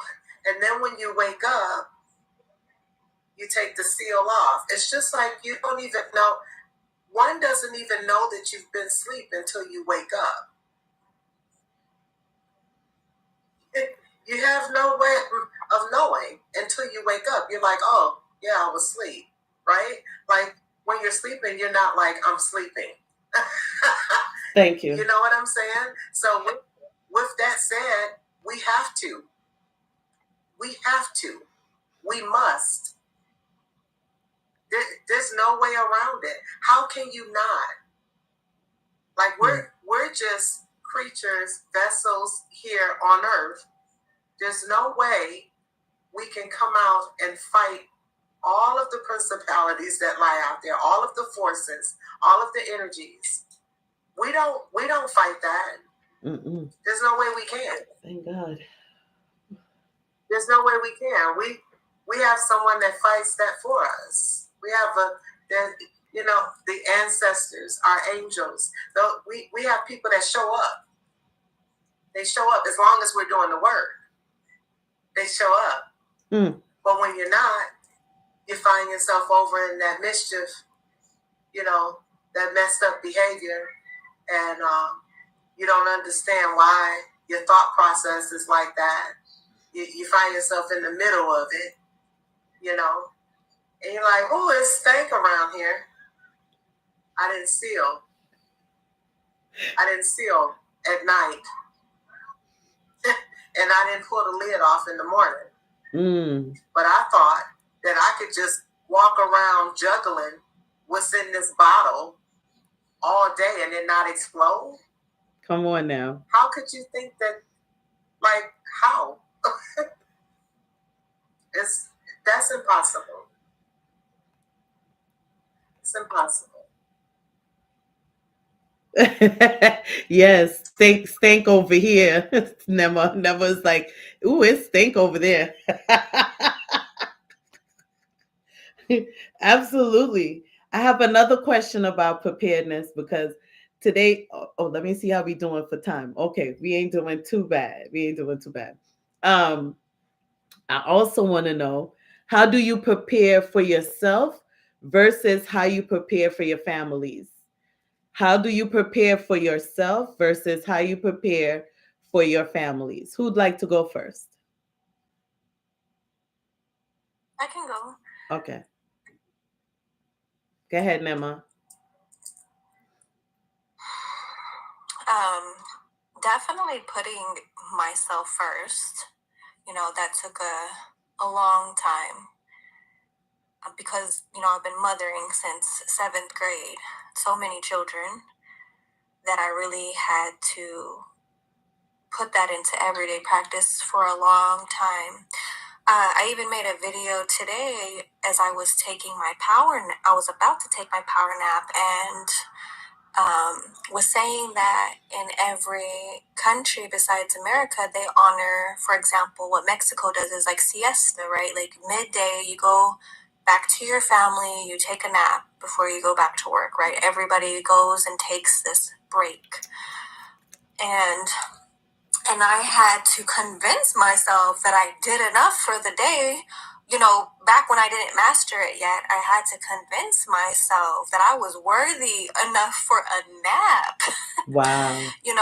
I didn't have the privilege of, which it shouldn't even be a privilege, it just should be a natural occurrence of where new moms can take naps with their children, right? I didn't have the privilege of doing those things. I had to get stuff done, right? Because I was the village. And so it took a long time to convince myself, okay, those things can wait. The dishes is going to wait. The laundry is just going to have to sit there for now, Yes. As long as there's some clean drawers around, that everything's going to have to wait. And so knowing that nothing is going to get done in balance and until I balance myself, and so I can't try to tell them what to do, because kids don't care about that. If they're not seeing me walk it out, even if they're seeing me walk it out, they still don't want to hear about it, right? Because they have a different perception. And so just me trying to keep the mood going in my home, like keep the energy clear when they walk in, just I got plants everywhere. Like it's just a vibe, right? I've always got a diffuser going. I've always got some dim lights, some good music, just into where when they come home, they can feel that peace that I've created. But I know, sometimes I have to tell them, okay, I'm going to close the door. Don't walk in. Respect my space, because right now I need some time to myself, to where before they were overstepping those boundaries all the time. And then they got to a place where they needed space. And I said, now I'm glad that you understand where I've been cut from this whole time, that sometimes we just need to be alone and we need to be with ourselves to process whatever we're feeling. So yeah, I just, know that in order to be prepared, I got to be the one to set the tone for everybody else, and then setting the tone for myself is what's setting that energy for my family around me. And even though I know that everything doesn't get through to them, but they get what they need, and then whatever else they need later will come to them at the perfect time. So also trust in that process, that they have their own journey, which is the biggest thing. Yes. I am complete. Thank you, Nema. Thank you. Who would like to go next? I think to go next. Okay. There you go. How do you prepare? Well, first and foremost, I take a deep breath. But I think, to be honest, and that's what I start with, honesty. Like that's the most important thing for me. To be honest to myself and to be honest to the others around me, I think gives them the privilege, gives me the privilege to service them, and they the privilege to service me. Mm-hmm. You know, so with that type of honesty, with that type of, and not just honesty, but honesty with love, because sometimes we can come off being very harsh. I know I can come off being very harsh because I'm very direct. Birds of a feather and stuff. Right. So yes, right. Put both hands up, Kim Sue. Stop playing. So it's really important to be honest, but to be honest with love. And then I also have to keep space for silence. Keep space for silence. That's like important, because silence gives you something that nothing else can give you. You can have clarity with silence. And it's important for you to be silent, and it might be important for you to be silent when somebody's saying something to you as well. And then creating that silence so somebody can say something to whoever, to test for whatever, to talk to God, to listen for God. You know, all of those types of things for me. So I'm complete. Thank you. Thank you. Always. Thank you. All right, Lady Empress, what say you? How are you preparing yourself, and how are you preparing your family? Oh, y'all a tough act to follow. Y'all a tough act to follow. So, what I hear, everyone, and she ended with clarity. Lord have mercy. This could not be any clearer for me, for us. I hear everyone speaking of the expression. When I hear you say, I take a breath. When I hear Nema say, I take a nap. And then she show up. That's all the expression. So you show up in the expression for yourself, and that expression shows up for the children, which is exactly how I attempt to live. I believe I'm living like that. I want to say that I practice that each and every day, because beginning with meditation is breath. Setting my intention, my prayer that I do before I meditate, that's how I receive what it is I need to receive. That stillness and that silence that happens in my meditation allows me to operate through the rest of the day in my expression. And when that expression is seen from others, how can you be bad around it? It makes you want to do. It's just like if I go to Kim Sue page and I see something on her page, it makes me want to do. If I go to Eternal Ether's page and I see something on her page, it makes me want to do. The ones that don't want to do, They're just closed off from that. But as long as we keep being the expression for self, when we're the expression for self first, that's a win-win situation for everyone around. So when you show up for yourself, you show up for your family. Ooh. And that's how I operate. Yeah, baby. Yeah. I'm complete. You're complete. Oh, let's welcome in the Brown Babe and Mr. Hicks over here giving you these red hot chili peppers and stuff. If you think I don't see him flirting with his wife in the live, okay, Mr. Hicks, we see you flirting with your wife. And what is going on? What is happening? Right, Brown Babe, welcome to the live. Thank you. We are on preparedness today, and you walked right into our question for today is, how are you preparing for yourself and how are you preparing for your family? Are you in a place to answer? How am I preparing for myself? Yes. And how are you preparing for your family? I'm getting this is the time of year where I normally handle, like, yearly annual checkups and, take care of my health so that I have a good year. January was the time to make changes that I consider permanent, you know what I mean? Like dietary changes and things of that nature. Family-wise, we kind of got into a rhythm where we check in. I lost my brother, so we all check in with each other. You know what I mean?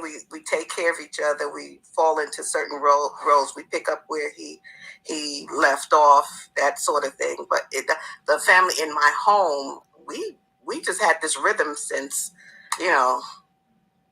for a couple of decades now. We just move the way we move. I don't make plans for them. My daughter's an adult. I have a mentally disabled brother, and then I have a mother I worry about. So we kind of just want to make sure that those two are okay. And so we take care of them, and then we take care of ourselves. I'm with you. That's pretty much it. Are you complete? I'm, like I said, I'm also starting therapy. I started therapy for the first time in January. Come on, y'all. Let's give some hands up for that. Today was therapy day, and I told her about the taxi thing last week, and she was like, "What?" So, yeah, that was well received by the therapist. Oh man, we salute you for taking care of your mental care. Okay, sis. We salute that 100% right there. I appreciate that. Yeah. You can snaps for that. And I want to say, you sound, your tone today, it sounds like you're relaxing into a different you. Yeah, the therapist was kind of impressed that I realized that this wasn't his thing. This was a me thing. So she was like, yeah, you're moving along fast. So she appreciated that information. She made me talk about it for a little while, but yeah, we got into it today. We had a good session, like literally going over.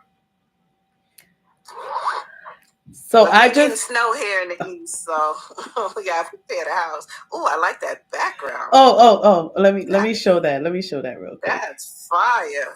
My graphic designer did her thing. She's selling this. I'm just borrowing it. She's selling this. This is $250. It's a huge, gorgeous piece. Isn't it beautiful? Yes. Oh my God. She did everything with this one, boy. I tell you, I love it. Woo! Very nice. Thank you for sharing, and congratulations on mental health unpacking. That's what I call it. I know people call it therapy, psychotherapy, but it's mental health unpacking. And there's nothing better than preparing yourself for the best outcome. And I feel like mental health unpacking helps you with that. It is your best ally to get some of those old stories out of the subconscious, out of the conscious, out of the super conscious, I think this is like the best thing we could give ourselves. Anyone else? Any words on therapy and preparing for yourself?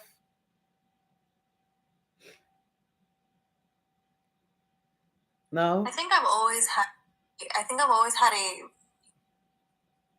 bad perception of therapy.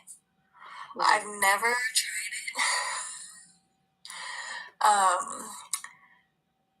And I don't myself, like, I think it's great that certain people know that that's what they need. I feel like I took a different route. I mean, I'd definitely be talking out loud to my ancestors. They're like, girl, you done yet? But so I get it out in other ways. Because one of my main guides is one of my sisters who passed away like 2 years now in January. And I never thought that she would be one of my main guides. Like, they say sometimes you don't know what you have or what you felt about someone until they pass away. Like, you truly don't know. Absolutely. And I knew I loved her. I knew she was so special to us, but I took that worse than anybody I ever had in my life. But I was so grateful that I could talk directly to her, and I just felt so grateful that she is my number one person in the spirit world. So I guess I take a different route of therapy because she's really funny, but she also is like us, like, she still will put me in check very quickly. Got you a dope ancestor. I don't know if I think of my brother as an ancestor. He's 2 years older, but his role was for some he was so protective. For others, he was like, to me, he was like a defender. You know what I mean? Like, I raised his son when the mother wouldn't or couldn't, because I knew that that's something that he would have done for me, So I when I think about him, I don't think about him often as somebody up there, as an ancestor. I don't know. It's like, that's odd for me to hear. It's been like September will be 4 years, but I don't know. When I think ancestor, I think age, and he was so young that it's messing with me that he's an ancestor. Is it just an age thing? Is that all? I don't know. Maybe it's because when you think of ancestors, you think of people who died old and gracefully, died of old age kind of thing. Not you. That's how I think of it. So to hear that, yeah, he's probably an ancestor right now, it's a little bit off for me. I got it. Check for that. I wanted to ask Eternal. I wanted to ask Eternal if she. I'm sorry for interrupting. I just wanted to ask Eternal if she, when she has conversations with others, say just like we're doing now, do you feel like it's therapeutic? Like when you speak to your best friend, when you unload on your mom, do you consider it therapeutic after you get it off your spirit? This is very therapeutic. I don't think there's anyone like I dump my stuff on. That's where I say I go to the ocean, because I know myself. Like, I need, Mother Nature is, or whatever you want to call her, is my thing, because I think I just get a lot of assistance from beings and other dimensions, right? So, and that's I guess my therapy. I guess that's a great way to look at it, like, not just talking to someone is therapy. So that makes a lot of sense. But yeah, there's no one I really go and dump my stuff out on. I'm super grateful for this group. Like, yes, that's definitely feels like therapy, and it's great to get all the love in different perspectives. So it is therapeutic for sure. Okay. Thank you for asking that. No problem. I also would like to welcome in, wait, Sonia? Oh, I was like, where'd she go? Hey, Sonia. How you doing? Welcome. Hello. So tonight we have go ahead. I was just playing cards with Sonia. Oh. We were just playing poker.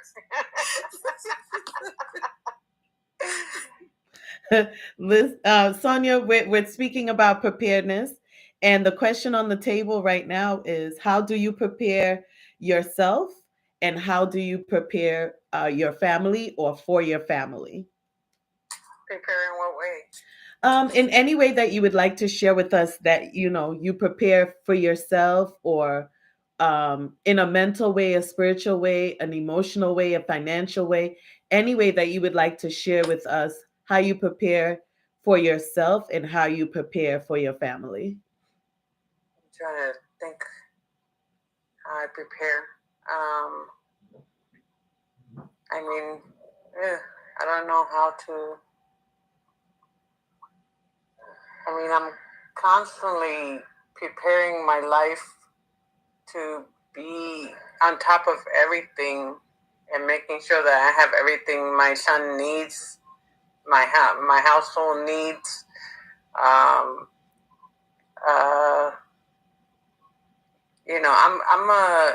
an organizer. I have to organize everything because I feel like if it's not organized, I don't know where everything is, and I have to make sure where everything is. So every section of this house I organize in sections because I have to check over everything. So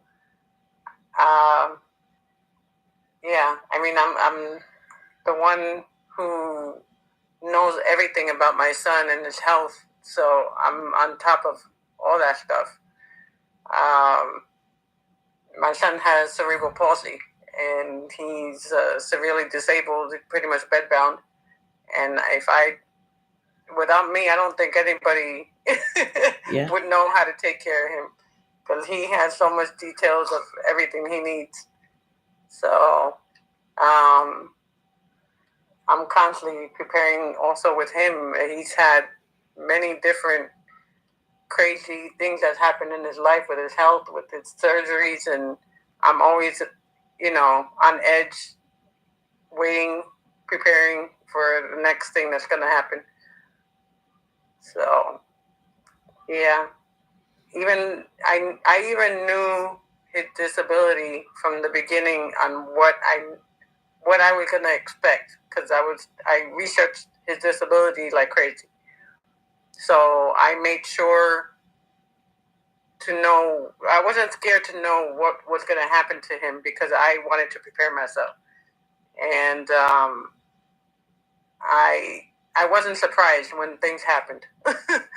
So, yeah. I'm always organizing and preparing. Yeah. Are you complete? Yeah, I think so. Okay. Thank you. Thank you so You're much welcome. for sharing with us. No problem. I'm like trying to figure out like in what way really. Well, we've been sharing all the ways that we prep for ourselves and all the ways that we prep for our family members. I usually prep for myself the night before. I do a lot of trance work on myself because I learned how to do trance work. So I set my conditioning up prior to the day. It doesn't mean that once I break into a new dawn that the day doesn't already have a design on it. I'm always aware that the day has a design on it already. So the most I can do is be elated in the mornings when I rise. I can be elated for the aliveness, grateful for being alive, grateful for what I have, in addition to whatever the design of the day is. I don't have to prepare for my family as much as now I can thank God for having family. I remember not even wanting any family. That's how much I have transcended. And now I'm so grateful for family. I'm grateful for community as someone that can be so introverted, and be so happy with her own company. These evolutions happened because I started preparing for a fun life. I started preparing to enjoy this journey on earth. I started preparing for that. And it took a while to get there because I'm 49 now, and I'll be 50 in October.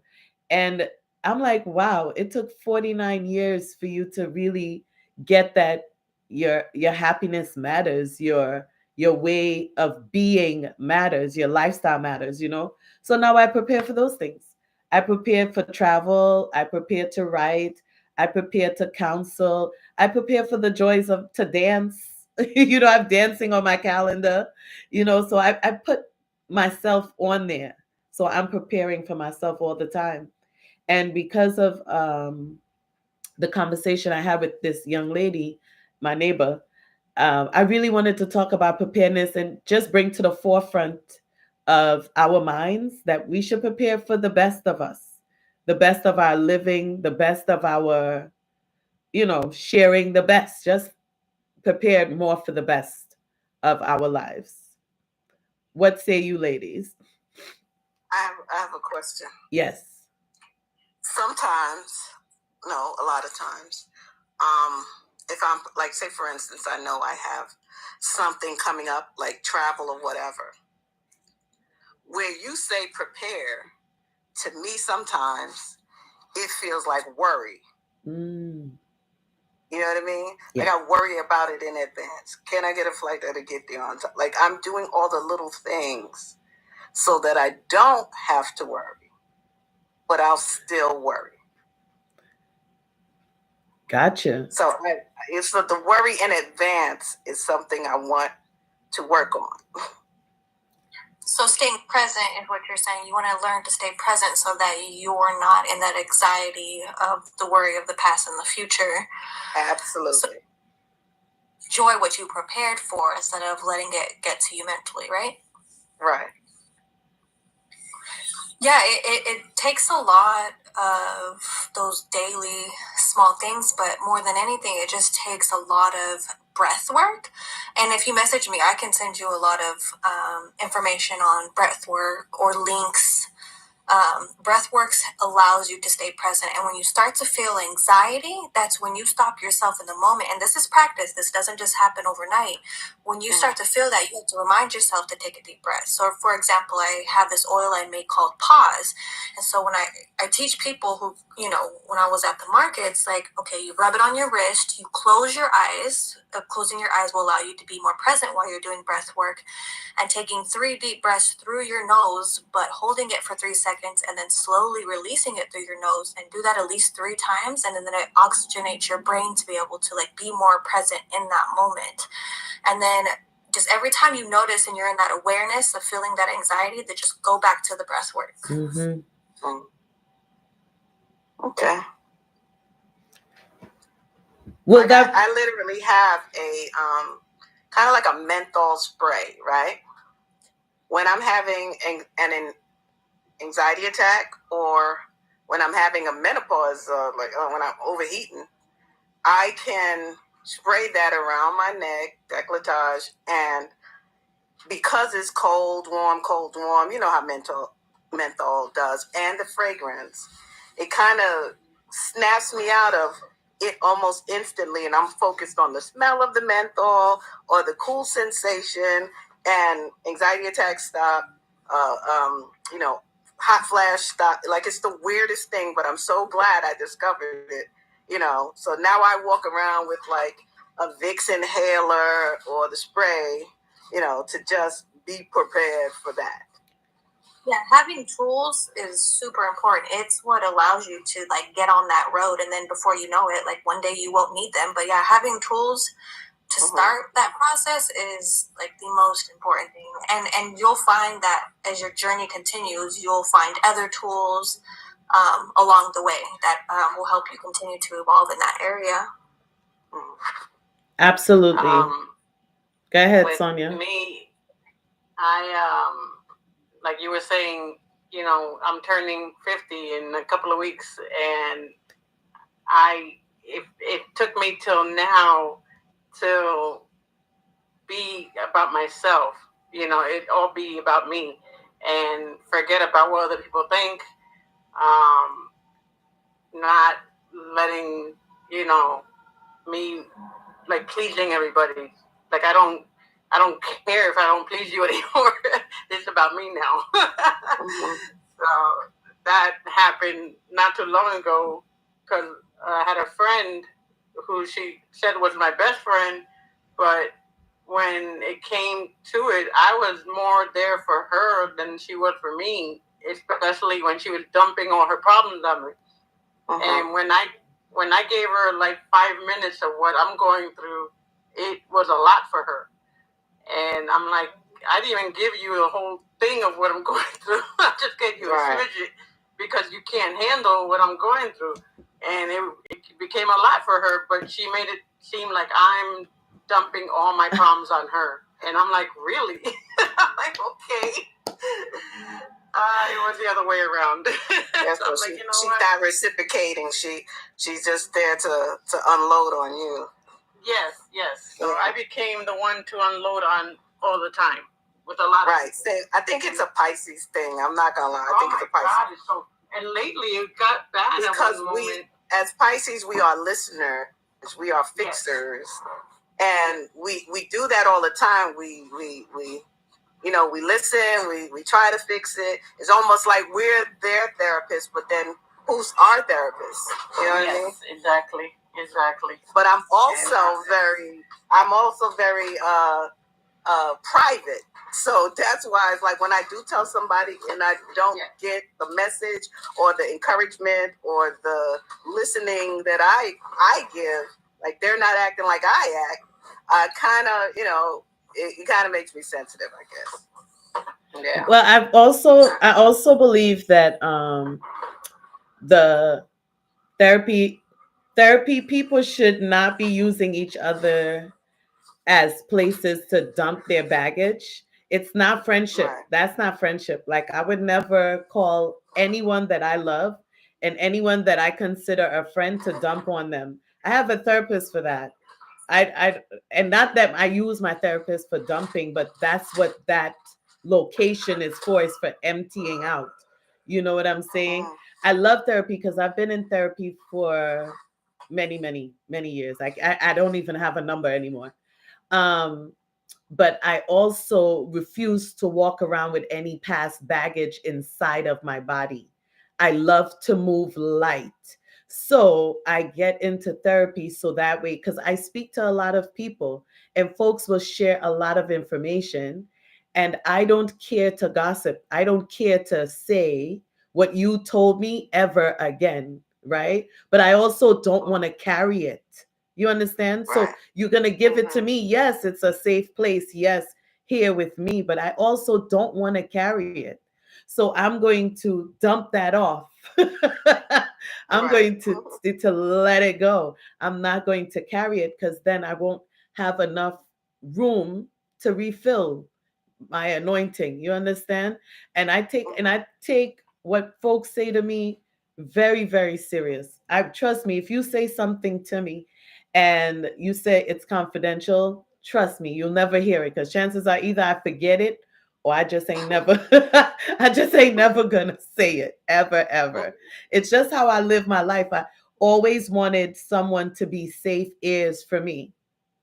And because my therapists have always been safe ears for me, I made myself safe ears for my community because in my diaspora, we don't really support each other in therapy. That's why I'm cheering you on so much and giving you so much love through this because our diaspora doesn't really believe in going for that level of clearing. They don't think they deserve the mental clarity that comes from not carrying the past for so many years.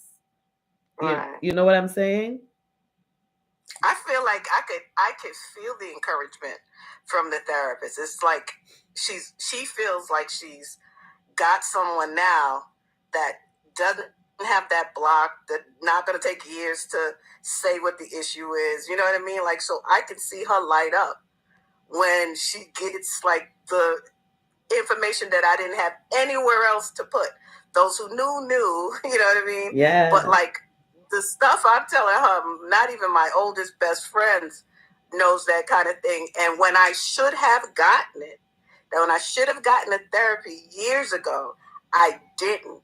And it really felt like super heavy. So now I was ready to give it up. You know what I mean? See? And I could see her like, wow, like she literally said, maybe 2 weeks ago, wow, nobody has ever said any of this kind of stuff to me before. And I'm like, and then she even said today, like, you really tell her, you know, the story well. And I'm like, oh, I've been waiting to get rid of this stuff.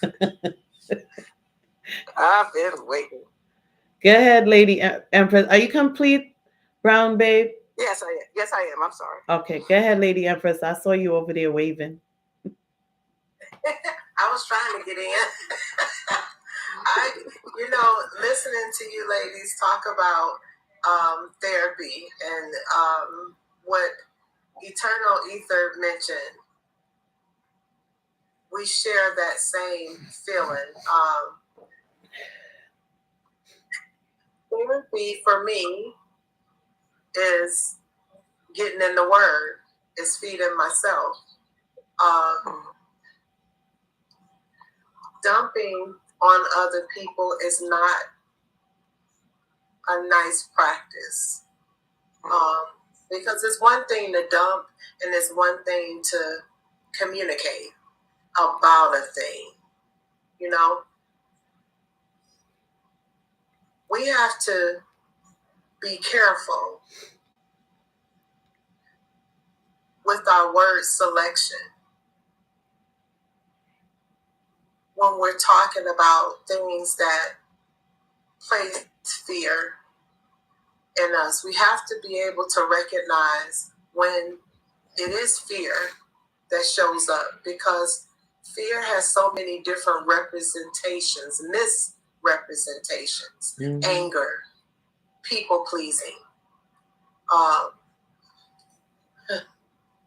I could go on because the list is long, but when anger lives inside of you, like what I hear you guys expressing is trauma areas that were in that repressed state, and they live in our organs. They live inside of you. And a lot of times they don't resurface until there's a trigger that happens. When that trigger happens, it takes you back to that place. The fear rises up. Anger begins to be expressed. People pleasing begins to be expressed. Fear is something that you have to deal with from the trauma that happened. That's right. There's different things that I've heard recently.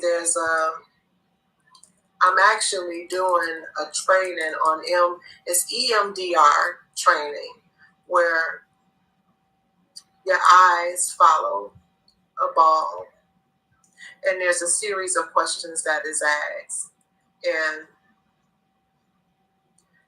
that brings up those areas of trauma that you may never even thought existed, because the fear has been locked in so tight, living inside of your body. Once those are released, there's nothing that you will be able to do, not be able to do. Like, the sky is the limit, I could say that, but is it really? Right. Because there is no limit. Like the whole saying, when it's the world is your oyster, that is so true. It's the fears that we hold on to inside of our body that keeps us from moving forward. So that work, like how Kim Sue asks, what do you do for yourself to prepare? What do you do for your family to prepare? That work begins with you. And I'm not knocking any therapy. That's not what I'm saying, because everyone has different levels that they go through, right?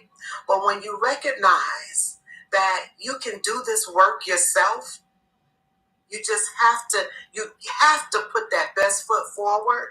You know, you have to wake up with a system for yourself. You have to work that system. Oh, yeah. You have to do that system, because if you do not, you are not prepared for self or anyone else around you. But once you know that system works, the feeling that you get from it,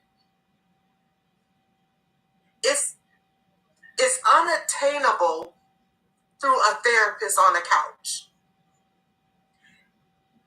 If I went to a therapist, I probably would be giving them therapy. I said the same thing. I'm just keeping it real. Because the sacredness of God is within each and every person in this room. It's in there. It's waiting for you. When you hear people say, oh, they're waiting for you to show up, it's waiting for you. Your ancestors are waiting for you. When I heard Brown Babe talk about her brother not being Jesus is an ancestor. That's just a name that everyone talks about. Yeah. Daniel is an ancestor. Moses is an ancestor. My mother is an ancestor. My grandmother is an ancestor. My mother-in-law, who just recently passed, she's an ancestor. There's a certain spiritual movement that happens when people move on. Like when Internal Ether was speaking about the elders knowing when they are going to leave. My mother told me. But I knew before she told me. And when I got home that day, she passed on my birthday. When I got home that night and I walked past her bedroom, there was a whisper in the wind. How many people had heard wind blowing in the house? Come on now. It was blowing in the house. When I walked past her room, it said, goodbye, Alonda. Just like that. And I turned and I looked in the room and I said, it would be selfish of me to ask you to stay. I love you. And I went to bed. And I knew the doctors was going to call me. They called 5:45. We've been working on your mom for 2 hours. I said, oh yeah, I'll be up there. You know, that's when you have your mind blown by God, by him showing up for you. When you look back behind you, you know the footsteps that many of our Black and brown households have, that little plaque on the wall, the footsteps. Mm. You only see one set. Like, really hear me. Really hear me. You only see one set because he carried you. Mm. We do not know how to move through life without him. When I say him, people reference that as a physical being, a man, the masculine energy of God, the mind, the Holy Spirit that lives in each and every one of us. We cannot get through this life without it. It's in there. Only thing you have to do is tap in. It's waiting for you to tap in. It don't want you to go spend no money to someone sitting on the couch. He waiting for you. He say, come here, my child. Have a seat at home. Because I'm going to show you how to live. I'm going to show you how to get rid of fear. I'm going to show you how to release the anger. I'm going to show you how you don't have to people please. I'm going to show you how I can be pleasing to you. You are my sparrow. When it says the eye is on the sparrow, you are the sparrow. You, every person in here, you're the sparrow. It's in you. You have to believe it. Believe it, hold on to it. Grab it. Keep it close. with it, go to sleep with it until it's deeply rooted. And there's nothing you could do but just live. That's all you have to do. He's waiting. That's all you have to do. I'm complete. Ooh, thank you very much. Thank you very much. And I also wanted to share that I got Brown Babe. Let me unmute you. You can come up after me. I got the weirdest therapist for the past 2 years. I found an Indian shaman that listed himself as a Black therapist for the Association of African American Therapists. He's like the only Indian that listed himself.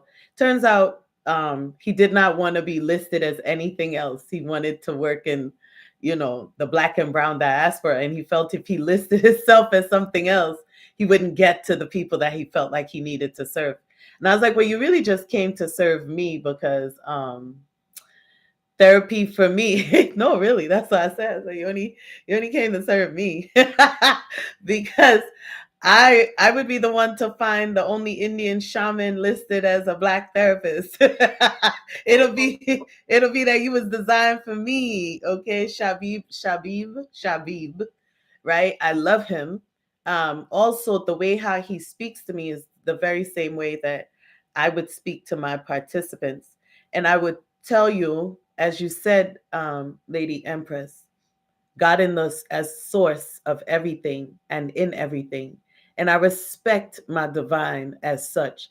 And similar to folks that go for a yearly checkup or a physical to a doctor, I would go to a holistic healer, right? So I don't go to doctors and GYNs. I go to midwives and holistic doctors, right? But my therapist just happens to be a shaman that's an educated psychotherapist. You know what I mean? God also in there with me on my natural utopia journey. You feel me? I believe Source will give you every tool you desire, even by way of therapists. This is why I'm such an advocate for people finding therapists that they gel with, that they feel free to communicate with, because in there you will find the provision of your source. In there you will understand that even there your source is operating through that vessel on your behalf. So I do see God in all of it myself. Brown Babe, you wanted to share? No, I'm just she got me in my feelings. So I was like, wow, because of what lady was saying. I'm like, I don't know. As she was speaking, I'm picking up ancestors that are literally saying, what about me? What about with me? What about me? You know what I mean? So now I'm like, yeah, they probably were always looking out for me and now I'm neglecting them. You know, a lot of the times I know when I feel like I feel protected, but in this moment I feel like I owe them an apology, because I mean, I'm even thinking about my mom, her best friend. I have the oddest birthday on February 29th, and literally the last thing anybody saw her do alive is laugh at my birthday. You know what I mean? So when the lady was speaking, I'm like, oh my God, I forgot about she died on March 1st. She didn't die on my birthday. So my mother said to her, yesterday was Dawn's birthday, and her husband and my mother, they just started to laugh, and they were literally walking out the room when they stopped to say it. And so my mother left. Her daughters came moments later, and she was coding. Like, that was the last thing anybody saw her do. So when I'm sitting up here like, well, I don't think of them as ancestors, she is on my mind right now. And they've all kind of been on my mind. I spoke to the therapist about it. I spoke to my mother about it earlier than that. So people that I've lost have been on my mind recently. So, I'm done. I'm done. We're going to pay I'm in some shock. homage to the ancestors. You want to come up, I Lady do, I E? own Yes, we're going to pay some homage to the ancestors. You know, before we leave tonight, we're gonna give some gratitude for the ancestors. Come through, Lady E. Kim Sue, I wanted to ask Brown Babe, have you asked them any questions? No. I've never asked them questions. I always just say thank you. I always just anything that was, I'm sorry, I'm getting emotional. Anything that I felt like I misunderstood about them in life, I apologize for. You know what I mean? Like, say, for instance, my daughter's grandmother. She was somebody she mothered everybody. She auntied everybody.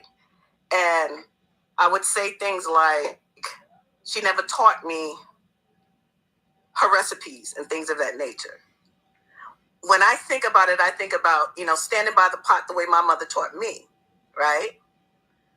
But then I look on top of my fridge and I see a big container full of recipe cards. You know what I mean? Like, so not only did she give me the pots and the dishes and tell me about the things to add, but she literally gave me actual recipes. And I just was sitting around like, man, I did that lady dirty. Like, I really said several times, yes, you never showed me how to make this and this and this, but she showed me a plethora of stuff, and it's just sitting in my kitchen being ignored. So that I will apologize to her spirit for that. But I never ask questions because it's not something I've seen done or know how to do. Mm-hmm. Does that make sense to anybody? Right. Yeah, that makes perfect sense. That makes perfect sense. But I'm just going to tell you what hit me. The reason that prompted me to ask you that question. There's a few that's waiting for letters. It's 3 of them. Let me just tell you. It's 3. They're waiting for letters. So you can write them. Yes. Okay. Yeah. You can write them a letter. I don't know if you have an altar. If you don't, get a white candle, write them a letter, and place it underneath. Release. Write them a letter. They're waiting. Okay. And they know that you didn't know. So the shame that you feel right now, it doesn't even belong to you. That's just what society has geared you to think. They know that you didn't know. And it's okay.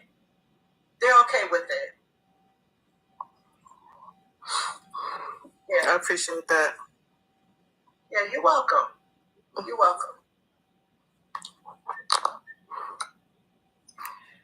I tell y'all, this is what we prepared for today.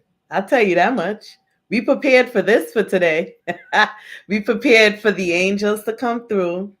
We prepared for the Spirit of God to come through. We prepared for the ancestors to come through. And then we prepared for all of our sisters and brothers to come through and fellowship, right? And to grow. Today, this preparedness blew my mind. It does. So you guys know how I like to wrap it up. I love everyone's closing thoughts because the way how we remember the lives is really what we took away, what it was for us, what it meant for us, this conversation tonight. And I want to welcome Miss Janie in the building as well. Y'all know if Miss Janie got something to say, she gonna pop up and let us know what's good. I want to say thank you to everyone that came through and gave gifts, everyone that came through and liked the screen. I am so, so grateful. And before we go, people, please come back under any of these videos and let us know what is your preparedness all about. Okay, please, if you didn't get a chance to come and say your piece, still go under any of the videos and let us know what preparation looks like for you. So ladies, we're coming to the close, our last 15 minutes on this beautiful Monday. So please share with us what's your closing thoughts and what you learned about preparedness and what you'd like to share with us around preparedness. We'll go with you first, Sonia. Is that okay? Yes. Okay. I mean, I wish I was prepared to be here earlier, so I could have heard everything. I feel like I'm in the middle of the whole conversation, that I got lost and everything, but I'm glad to always be here. This is a great space. It's a safe space, and it feels great to be around you women. It does. I feel a connection to you ladies. Me and Brown Babe had a connection for a while now. And I am grateful for you women. We appreciate you too. Thank you, Sonia, for sharing always and for coming through and for always being your authentic, vulnerable self, okay? We celebrate you, okay? Being vulnerable in public, on a live. Girl, you winning. You hear what I'm saying? 2024, you winning. Doing everything to win this year. And we support you. We support and now you. I'm making that change. I'm turning 50 and I'm turning things around. Ooh. Yep. I'm turning things around. Definitely. That's my goal. Turning everything around, especially the way I've felt all this year. I'm turning that around. It's, it took a toll on a lot of my life in my 40s. I was like, my trauma just spun back at me and did a lot. But I'm changing that. I'm definitely changing that. Give gratitude to those traumas. Give gratitude for everything that happened, because those were lessons to make you who you are right now. Exactly. Yeah. Thank you. Okay. And who will go next? Nema, would you like to go next? Sure. So give us your closing thoughts and what you're taking away from our prepared conversation today.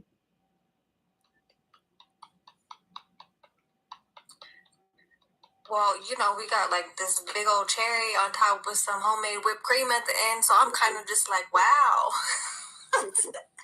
I was just like, okay, this took but it was beautiful. And I love how, folks got some clarity. And I was just like, okay. I'm never really speechless, but I was just like, oh, okay. Like, I'm just taking it in vibrationally. That was really amazing on a spiritual level. So I don't really have words for it, but I'm just in gratitude and I'm chilling in that gratitude. I'm just thankful to be here. That's what's up, Nema. Thank you very, very much. And we're grateful for you. We're very grateful that you come through every night and chill and share from your authentic space as well. Thank you for pouring into our cups. We appreciate you, our mystic healer in the building. Thank you. Thank you, Teeb, for all of the love. We see you with your bear cares and hugs in there. Teeb, don't feel we don't see you sharing there, Teeb. We see you and we love you for coming through our live every time. Okay, Brown Babe, are you available to go next? We got to give them some snaps. I'm available. But wait, beforehand, make sure everybody know to show up, because Teeb have some awesome affirmation parties, y'all. So yes, go to Teeb's page. He has awesome affirmation parties in the morning at 9, and I think someone else does it at midnight.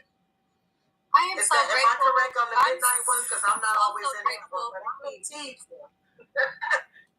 I'm so grateful for Teeb, and I'm so grateful for Kim Sue always inviting me and reminding me, because yes, thank you for your energy, Teeb. You're appreciated. Yes, we be in there jamming. Miss Janie was in there with us this morning doing it. Okay. We was in there jamming.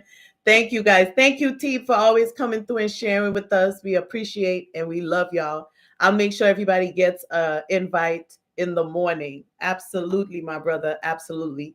Your energy is popping, and we're always happy to have some of your good energy up in the building. Okay, Brown Babe, it's you on the spotlight right now, my darling. What is your takeaway from our preparedness conversation today? And what would you like us to remember? Well, I guess I have to be prepared to listen closer and prepared to receive. I appreciate you, Lady Empress. You really you got me emotional, that's for sure. But you helped me to think about fear differently. Prepared to not be fearful, and pay, definitely got to pay the ancestors the respect they deserve, and listen and ask, because now I'm realizing the same feelings that I had while they were, physical. They're up there doing the same thing. They're protecting and, guiding and coaching and, and loving. I'm probably more protected spiritually now than I was while they were here. So I appreciate you for, bringing that out, even though you made me cry. But it was well received. And thank you, Eternal, for just sending the invite, because I did forget. So thank you for sending the invite. Are you complete, my love? Well, I am. I am. Thank you. I appreciate you, Brown Babe. I knew that Brown Babe wanted to leave the poker table. When I got the invite, she was acting different, and I knew she wanted to be here. She wanted to leave that table. She was acting. I didn't want to go onto the table. I was like, God, this is not. Listen, as long as the energy keeps it nice and fresh, and we are making our way through every day, I'm here for it too. Once I'm alive, I'm here with you guys, and definitely we're gonna learn through each other. We really are. This is very powerful and much needed. So let's keep it going. Lady E, you ready? I'm ready. I'm ready. My ways for tonight.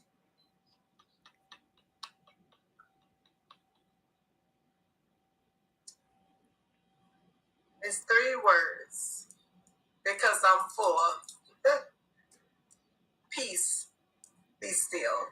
There's so much that has come in here that time doesn't allot me to give you all, but messages were definitely coming in, and I'm gonna hold them, and I'm gonna hold space for you because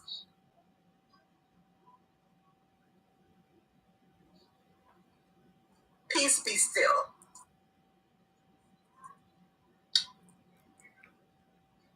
You sure you complete? Because we don't want to leave you holding nothing. And we all here and we can carry. It's 7 of us. We could carry. You sure? I know what to do with it. There's some here that do not. I have it. Okay. I got it. Okay. All right. We do appreciate you and that good work you about to put down. And I'm gonna send some energy over for sure.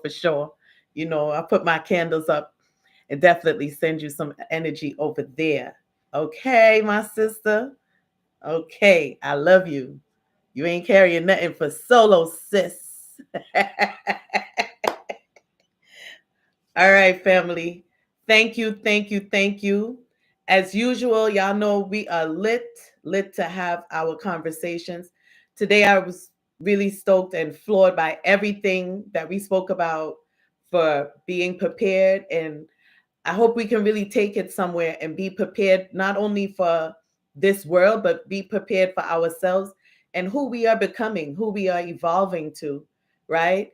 And the strength that we are taking on from each other, right? And also, one thing I do want to remember that happened in this conversation is that we paid homage to our ancestors and that we paid homage to our angels and our divine spirit that is here with us today. So I want to thank you guys for being open, authentic, and clear. Like, it don't get no better than this. You guys make opulence so wonderful. Y'all are the epitome of opulence. And thank you to everyone that came through and shared with us. I take away tonight that it will take a community to stay prepared. And that's what it's about. I love y'all very much. Anyone else would like to say anything else before we go? No, I'm good. Okay. Ashe, Ashe. Yes? Ashe.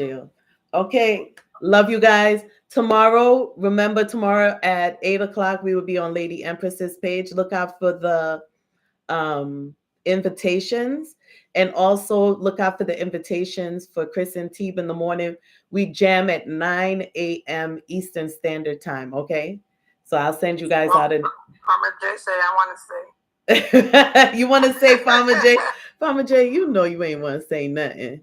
You know you ain't want to say. What's going live no more. Right, Farmer J, come on up here. Go live. Come on up here, Farmer J. We can't be without you. I sent him an invitation. Are you gonna take the invitation? He declined the invitation. Oh. But you know, he brought me to y'all, so thank you, Farmer J. Thank you for having them live when you needed to. Yeah. Jay, I sent somebody from Facebook your way. On TikTok. Look out for that. Yes. Gratitude. Much love to Farmer J. Much love. Oh, there you go, Miss Janie. Miss Janie, good night. And thank you. Thank you for coming through. Good night, ladies. Big love. Big love. Stay well. And congratulations again, Brown Babe. You do your thing. Thank you. Thank you. I appreciate it. Thank you, bro. Bye. Bye-bye.